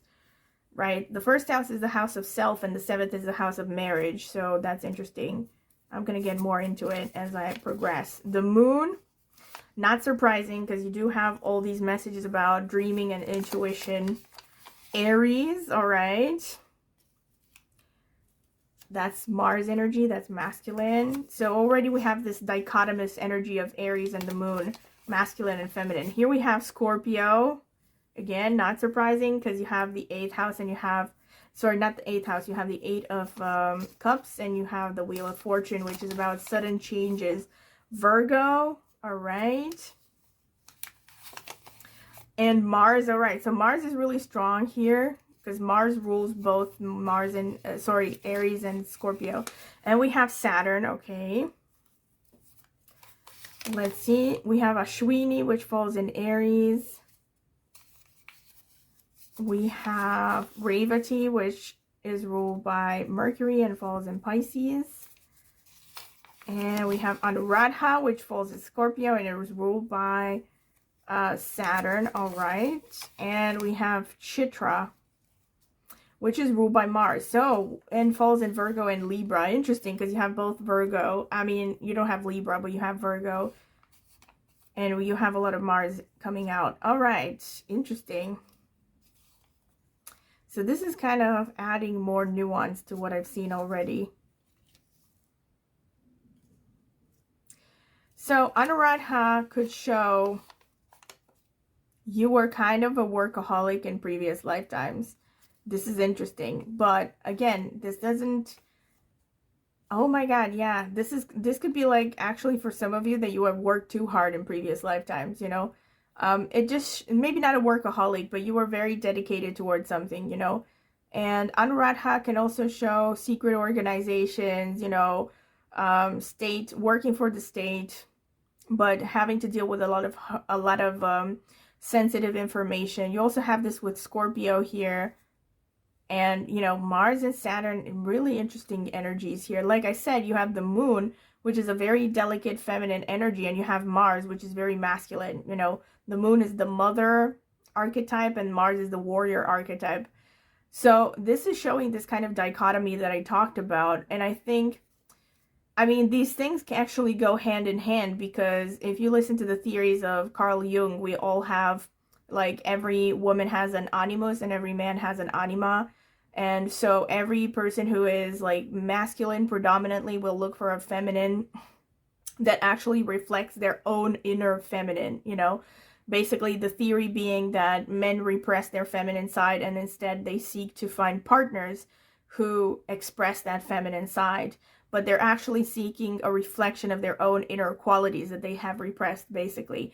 So this is kind of similar to what I would say from these energies. It's like many of you carry both the moon and the Mars. So for some of you, you could be more predominantly masculine and you have suppressed your moon energy. And for others, you could have been predominantly feminine and you have suppressed your Mars energy. So part of this lifetime is about finding that balance between these energies and realizing that you need to integrate them. Unfortunately, this can also show that you have had a difficult childhood, difficult relationship with the mother figure. I definitely see this hard work, actually, this great ability for endurance and hard work in your makeup here. A very strong willpower. There's some kind of karma connected to siblings and the family of origin. There is also karma connected, maybe also possibly connected to your health. And you, in order to see more of the health problems that could happen, it's enough to look at these houses. So let's say second house, third house, so that you could have had some problems with your throat chakra, maybe like your communication ability, problems with the chest, with the arms, with anything to do with the face, actually, teeth, mouth, nose. This could be some health problems there, but I wouldn't, over focus on it. I'm definitely seeing that somehow there's a karma that you need to be of service to others. And the most interesting, like I said, is here with the first and the seventh house dichotomy. So clearly this shows that you need to balance out your desire to please others with your individuality and your need for authenticity, basically. So you need to figure out a way how you can and you need to figure out a way that you can be of service to others that is not also walking over your own individuality and what feels right to you. I also see creative ability, definitely, with Chitra. I think that many of you might be interested in visual arts. You might be interested in anything that has to do with color, painting, fashion design, photography.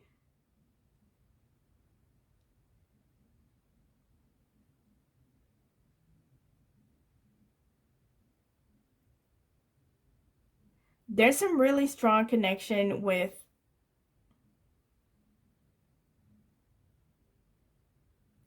the sea, actually. It's really weird. Actually, it's not that weird because you also have the moon. So something about bodies of water could be beneficial to you. Maybe you could also be interested in working with water or working near water. I mean, obviously, this is really specific, so only for some of you. I see that being of service and somehow maybe even the medical field is very important for you. Using your talents to heal others. Focusing on strengthening the physical body as well as the mind, actually, and the emotions.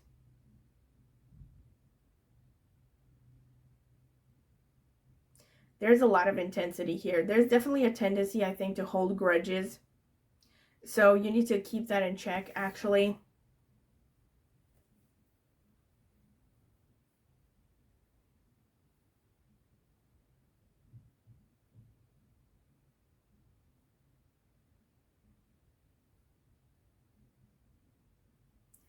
I think one of your greatest gifts from past lives is your determination, your willpower, and endurance, your discipline. You have the ability to really dedicate yourself and tolerate a lot, go through a lot in order to get results. You have a very high ability to work really hard and be patient.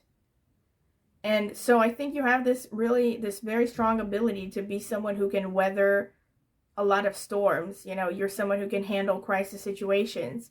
So it really goes hand in hand with what I said initially about the Emperor and the Sun. I think that many of you are meant to be someone who, works maybe even in crisis situations or works with helping others through, of course, this could be like mental health. It could be physical health. It could be like being, a physical therapist, for instance. this is also another expression of the 1st and the 7th house axis, and the 6th house as well. And I also think you have the potential to touch the masses, you know, large groups of people here. And you have a very independent spirit, so you might be happier working on your own as opposed to being employed, or you could be doing both at the same time. But I think, yeah, you have this ability to be like a guide to help others through crisis of all kinds, you know, and this could be even, you know, intense stuff like military, police. I see this, yeah. You have this really intense energy, like really crazy. I mean, I pardon my French. I didn't mean to offend or anything, but you have this really intense energy, really. And I can definitely see like the physical body is especially important to you. You might have a really strong desire to be fit, you know, it's important to you to work out and take care of your physical body. But there's also a message of, you know, of course you need to rest, so don't neglect that. It's important to you, and it's important for you, and it's healthy for you to keep a healthy routine every day.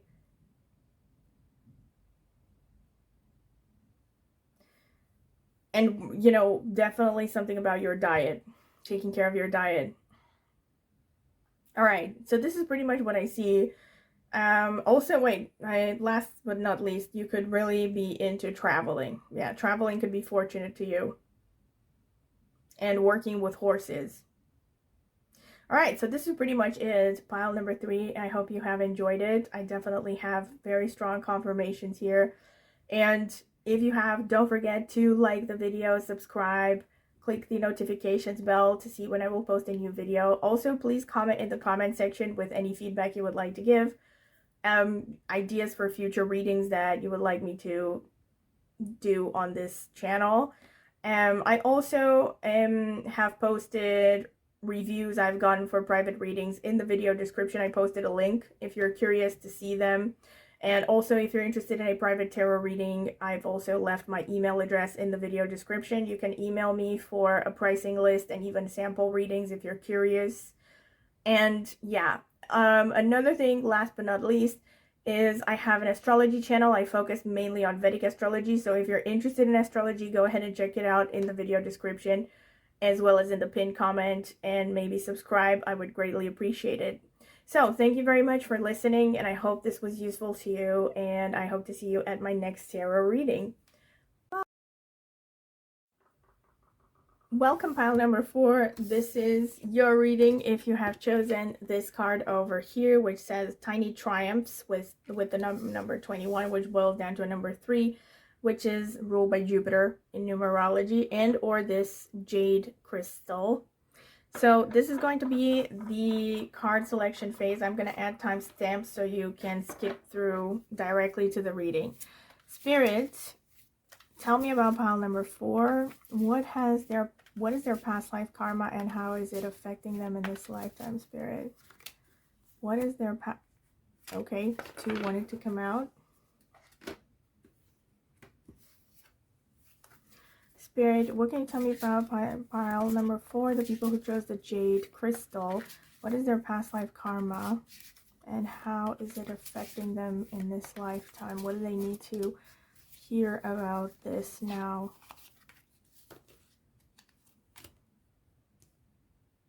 I don't know about this one.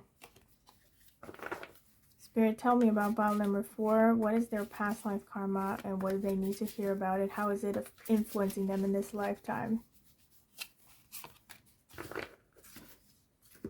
So let's see. Truth, interesting. Reflection.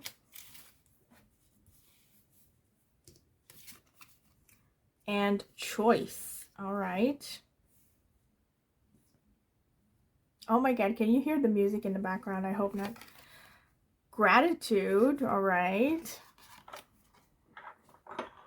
Gratitude. Breaking free, interesting. And memories. Wow. These things are all getting, like they're all going hand in hand, all right. And now let me read the description for this one. Number 21. Tiny triumphs. Attitude, belief, power of perseverance. A big mouse dressed as a circus trainer is holding a small eagle. The situation is inverted. The predator is small and the prey is big.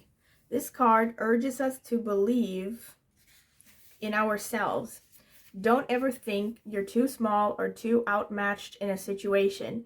Inner size is what matters. Think back to a time when you felt good about an achievement. Don't give up now. With patience and hard work, you will triumph in the end. Wow, very interesting. Like, already there's kind of a, connection here. Breaking free, gratitude, memories. All right, but again, I'm gonna save it for when I get all the cards. Spirit, tell me about pile number 4, the people who chose the jade crystal. What has happened to them in their past lives, and how do these past life karmas affect them now? Give me some useful information for them. Spirit, what does pile number 4 need to hear right now? Actually, I'm not sure about this. Spirit, what does pile number 4 need to hear right now about their past life karma and how it influences their current life? I think that's enough. So let's see. The Ace of Pentacles. Interesting. The Fool. The Six of Wands. The Three of Cups. The Eight of Wands. The Chariot. And the Knight of Cups.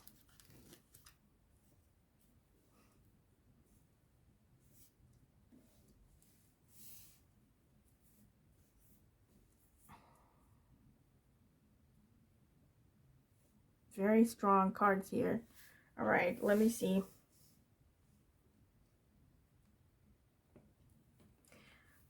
Spirit, tell me about pile number 4, the people who chose the jade. All right, these just wanted to pop out, but there's too many of them, so I'm not going to take them. Spirit, please tell me about pile number 4. Please tell me about pile number 4. What past life karmas are affecting them, and how in this lifetime? What can they do about them? What messages do they need to hear right now?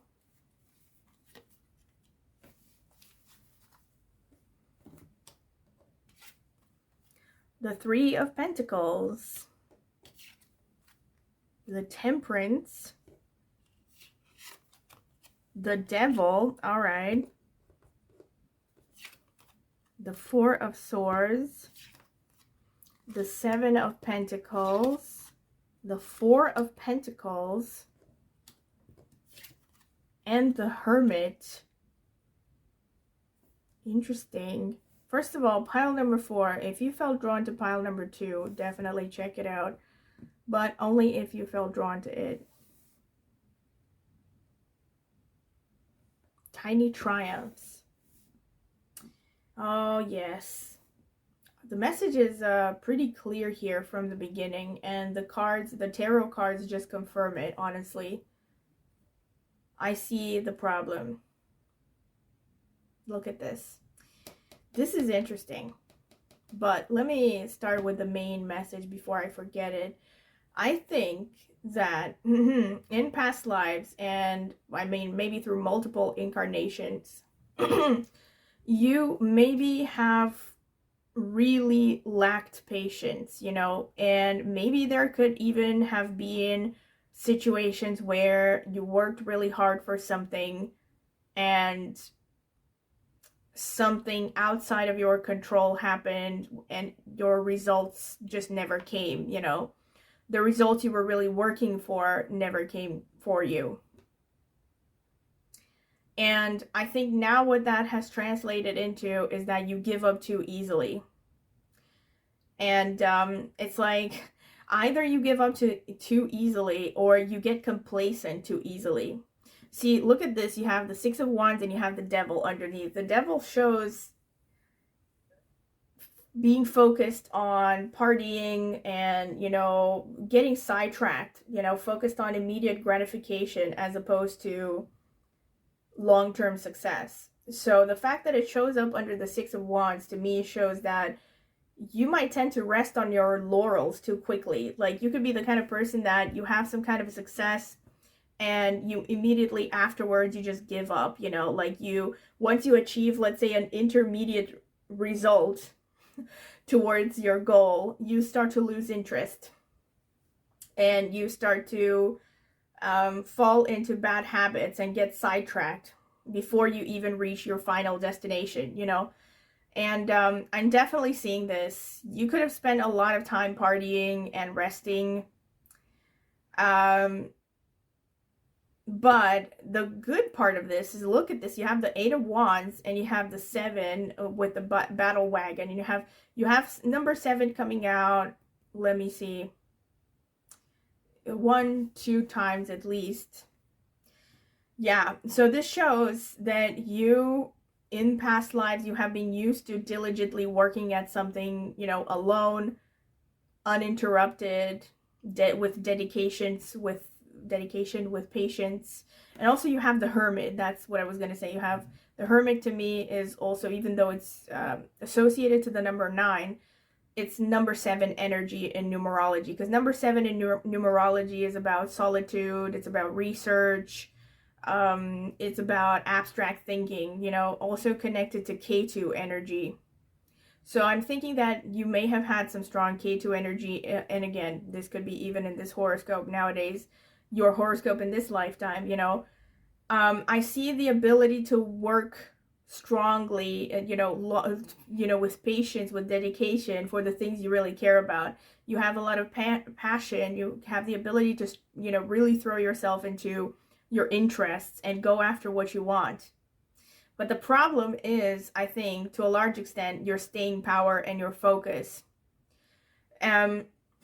It's really even further emphasized by the fact that all of these cards here, none of them, so you have Pentacles, but you don't have any of the really mature Pentacle energy. You have the 4 of Pentacles, you have the 7 of Pentacles, which is kind of like work in progress energy. You have the 3 of Pentacles, again, which is work in progress. You have the Ace of Pentacles, which kind of shows opportunities, you know. It's kind of like the embryo phase, let's say, of any kind of venture or business. So to me, this shows that you have the ability to build wealth and to work towards your skills, but you haven't really mastered anything, you know, in past lives. And I feel like you probably have stopped at the 7 of Pentacles energy. You know, it's like you got here and you were like, just, you know, gave up or got bored, just like this guy, you know. Like, he was like, you know, as soon as he started seeing a little bit of harvest, he just stopped working and started just contemplating the work. It's kind of a message of complacency, you know. And the 4 of Pentacles also shows that you could be hyper fixated on money, you know. And, you know, so it shows kind of a negative energy, a negative expression of the Pentacles, in the sense that you could be hyper fixated on, oh my God, I need to save money, I need to hoard every little penny.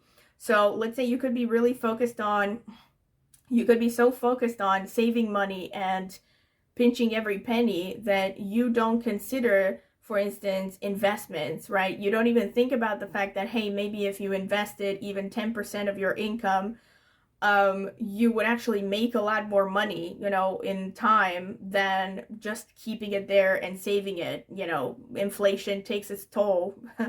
And there's kind of like, yeah, so there's a bit of a lack of foresight when it comes to your finances.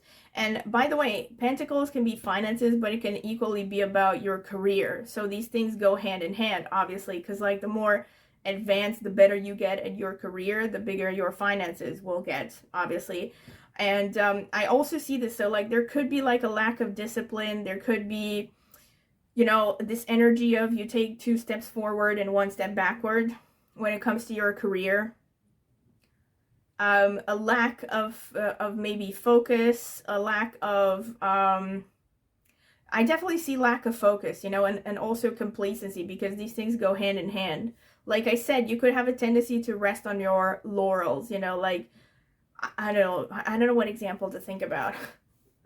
But I don't know, let's say you set out, you go to university and you set out to become an engineer, right?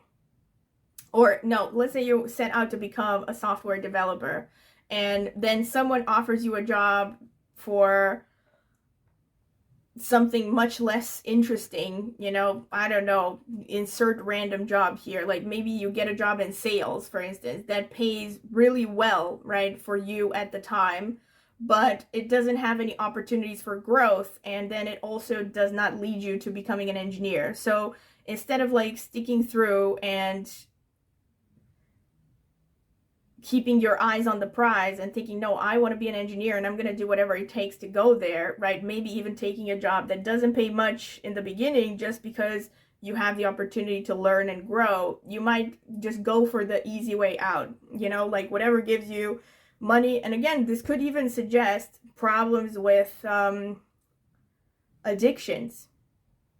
So it could even suggest that maybe you, I don't know, you were even just looking for quick money to fund an addiction or just to have an easy life. It doesn't have to be necessarily an addiction, but you know, the devil is about instant gratification. That's what it is. So kind of putting the immediate gratification and the present moment pleasure above long-term achievements. So this is like the main message that I get here, because you have this card, this oracle card is quite explicit and quite obvious, you know, like it's pretty straightforward in its message to tell you that you need to focus, right? And also not to be intimidated. That's another thing. So it's like you might be the kind of person that is easily discouraged. Like if you have a setback, if you have a failure, you might be like, oh, maybe I'm just not meant for this job, or maybe I'm just not meant for this profession. And instead of thinking about it like that, you need to build up your resilience and you build up your patience, you know, this ability to keep chipping at the same problem over and over again, and maybe barely seeing any progress, but basically valuing, you know, stable progress over quick gains and massive gains. You know, this is what I'm getting here. I wouldn't be surprised if you have like strong water and fire energy, maybe. I'm seeing maybe K2 Mars as well. Like there is this kind of energy, you know, that doesn't like to be particularly rational most of the times.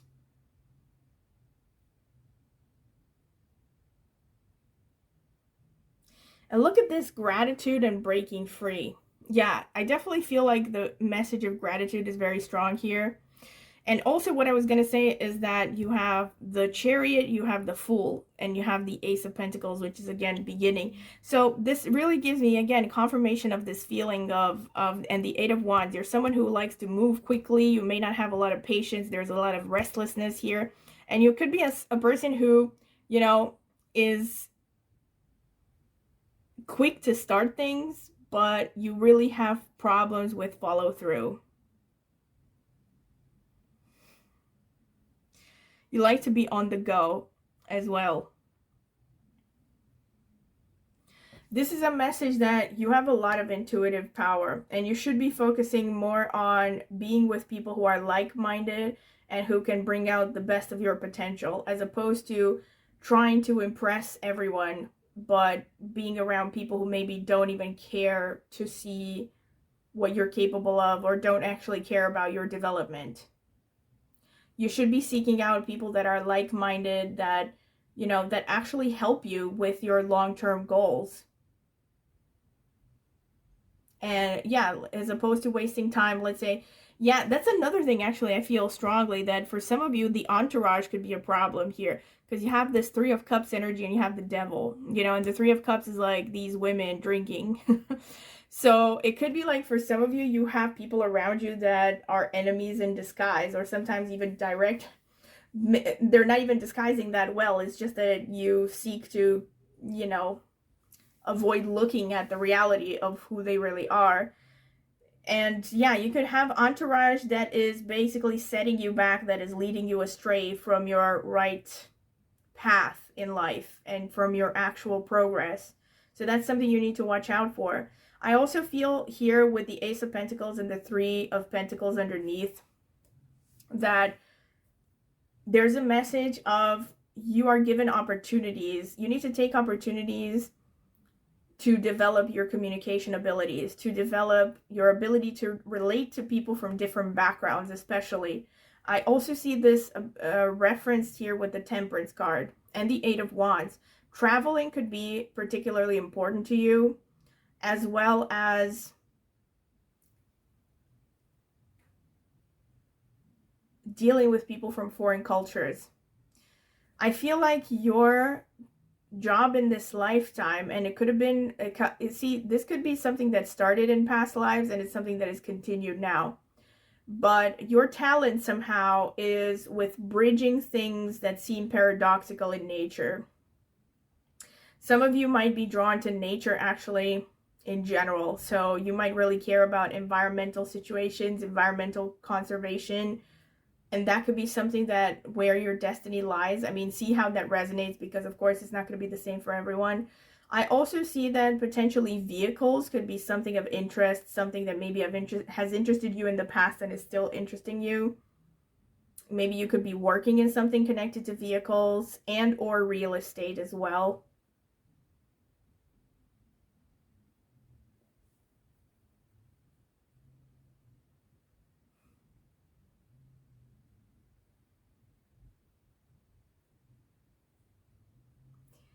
Definitely, there's such a strong message here that it's so important for you to be disciplined. Like, I see it in multiple arrangements of cards here.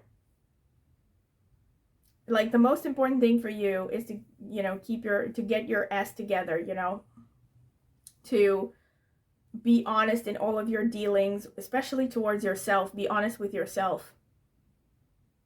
And don't waste time on things and people that don't support your development and your long-term goals and are not really there to help you be happy, you know.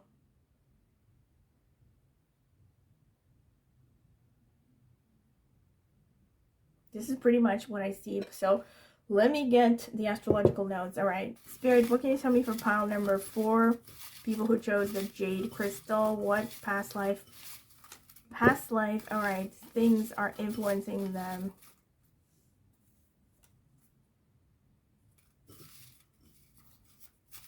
I think that's enough. Or, okay. Spirit, tell me about pile number 4. What past life karmas are they bringing into this life, and how do these karmas influence them?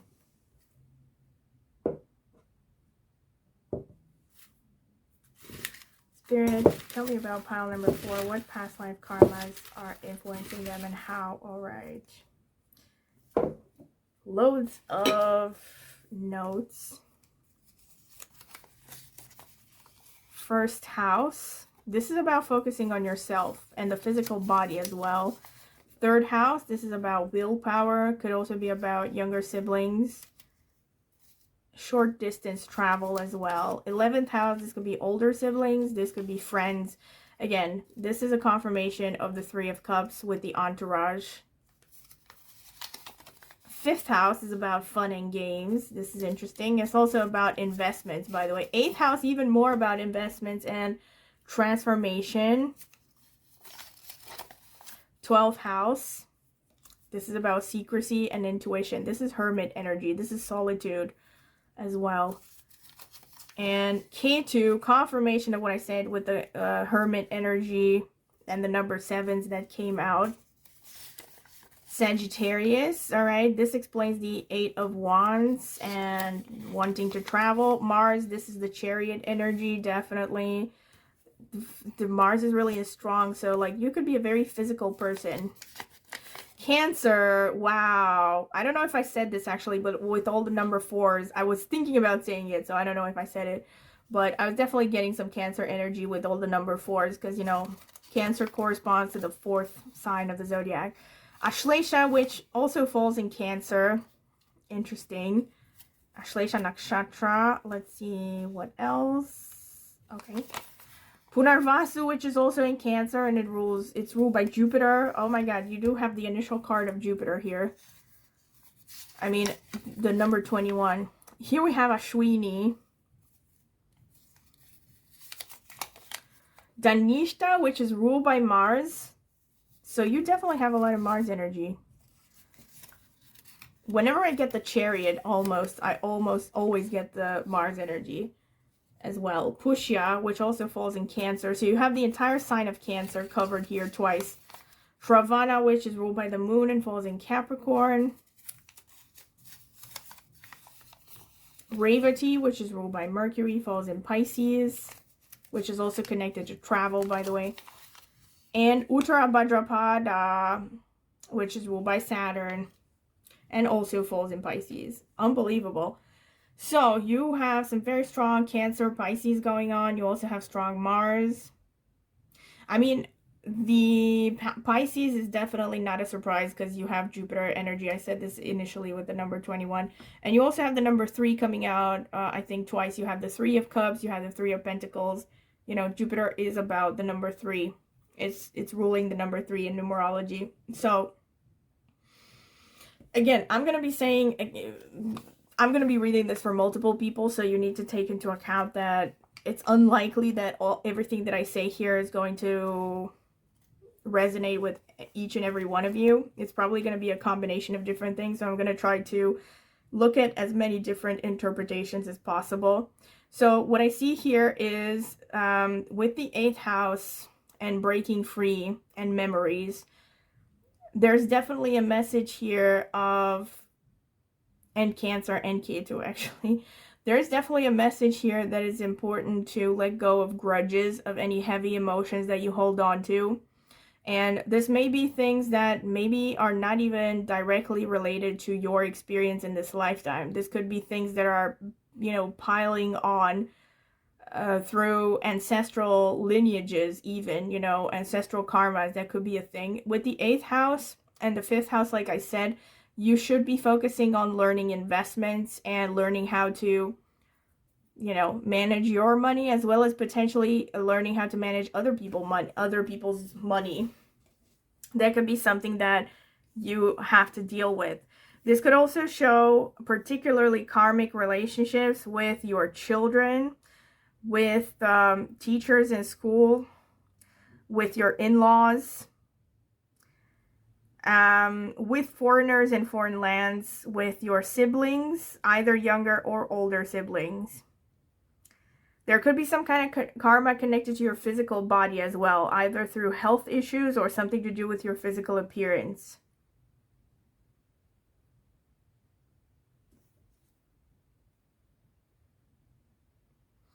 I definitely see, you know, didn't I mention this from the beginning that I see a lot of Ketu energy. I see a lot of not particularly rational energy, no offense. But I see this confirmed here in the sense that you're probably the kind of person that doesn't like to be rational. You know, you like to go on feelings, you like to go on hunches. You probably like to be physical, like I said. You probably need to be physical. You probably like physical adventures. And you probably like going to the gym. And even if you don't like going to the gym, in fact, looking at these configurations, it's probably recommended for you to take up sports, because you have a lot of emotional volatility happening here. I see a talent to preach. I see a talent to lead others. There could be some karma connected to hospitals and prisons, or any places of isolation, places of worship. For some of you, literally, there could be a calling of being a spiritual leader, a teacher. Or you could have been this, of course, in a past life, or you could be doing both, right? Because whatever you have done in past lives is something that you are basically continuing in this lifetime, right? So these are things that come naturally to you. So you see Punarvasu here with the Jupiter. And by the way, Jupiter is an energy in general, is very much connected to things like the academic circles, teaching, traveling, you know, expanding your knowledge, and dealing with foreign cultures, you know. So there's some definite karma here of you. I think many of you are meant to travel quite a lot, honestly. There's also a strong karma of service, of wanting to heal others, to serve others. With the eighth house is the house of research and psychology, you know, and you also have a lot of Ketu going on. So I think in past lives, maybe you were interested in these things, but you never really reached your maximum potential. It could have been out of your fault, or it could have not been because of your fault. I don't know. Maybe your life was cut short or something. But in any case, I think with all these energies coming out, Spirit is telling you that these are your talents and that you should make the most of them. You have this ability to really zone into your interests. You have a unique way of seeing things. You have high intuition, attention to detail. You see things that other people don't see. You can see connections that other people don't see. You could even have borderline psychic abilities, but I definitely see a talent for research, a talent for the occult, even a talent for psychology, for understanding people and serving others. There's a nurturing side to you as well. You could have spent many lifetimes nurturing others through all kinds of ways and somehow being of service. There are repeated themes of priesthood here. So you could have been a priest and you have this natural tendency now to guide people who are in a lower position than you are. Breaking free here, and you have third house and the fifth house. See, this could be a very strong message that you are meant to really seek independence in this lifetime. You know, doing your own thing, working on your own, maybe starting your own business. Since you also have the fifth house, there could be a message of not just you being called to teach, to lead others, maybe to work with children, but there's also a message of you following your heart's desire, you know, as in no longer serving others as an employee, let's say. I mean, you more than any other pile, you don't have any energy of being an employee here. So there could be a particularly strong message for you that you are meant to be independent, you know, to seek to be independent as much as possible. Maybe gaining financial freedom, working towards building passive income, you know, not having a poverty consciousness here. And, you know, being stuck on being super stingy with your money, like the Four of Pentacles suggested. I definitely see potential to have a connection to real estate, to patriotism, the mother side of the culture. There's some kind of a strong connection to the mother side of the family. Maybe some strong karmas are coming from there. And also to your culture of origin, your country of origin.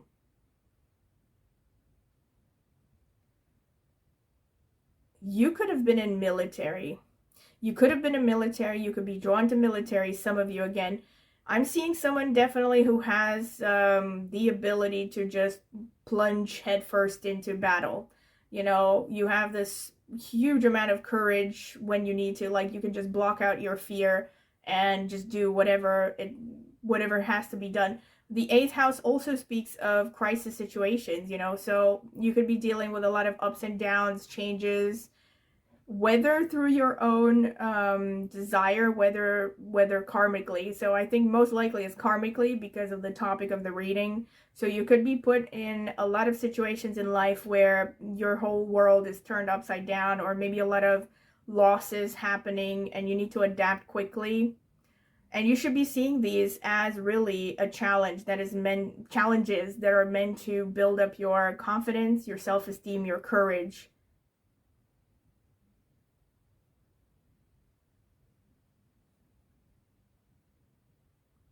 Yeah, this is really, really interesting energy. Some of you might have some kind of connection to horses. You might like military music, or you might especially like drum music. There's also some connection to the sea. You might be really drawn to the sea. You might want to live by the sea. Maybe you've lived by the sea in past lives. You're very interested in this, like water, bodies of water. You feel comfortable close to them. And you might be really gifted at dancing. And definitely working with pharmacy, pharmaceuticals, even something like hypnotherapy. You might be particularly interested in snakes and other reptiles.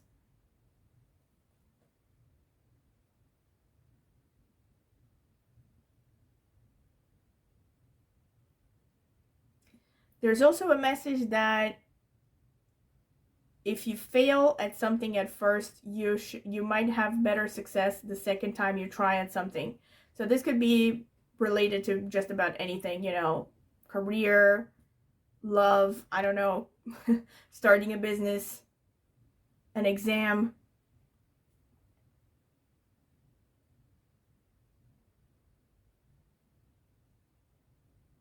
So yes, this is pretty much what I see. Oh, another last but not least, there's some connection potentially to air travel. So you could be particularly interested in air travel, or maybe you have been and you still are. Again, this could be a continuation between past lives and this lifetime. So maybe some of you want to work as flight attendants or pilots or something. All right, so this is pretty much what I can see. This has been a very, very interesting, complex reading, and loads of confirmations here. So pile number 4, I hope you have really enjoyed this as much as I have. And if you have, don't forget to please like the video, subscribe to my channel, click on the notifications bell to see when I will post a new video. And also, if you're interested in a private tarot reading, you can email me at my email address, which I will be leaving in the video description. I, will send you a pricing list as well as sample readings if you are interested in seeing them. And also in the video description, I will leave a link to reviews I've gotten for private readings up until this point if you're curious to see them. Go ahead and check that out. And last but not least, I also have an astrology channel, and I will be linking it in the video description as well as in the pinned comment. So if you're interested in astrology, I focus mostly on Vedic astrology, but also with some tropical insights. Yeah, go ahead and check it out. Maybe subscribe. I would greatly appreciate it. So thank you very much for listening, and I hope to see you at my next tarot reading.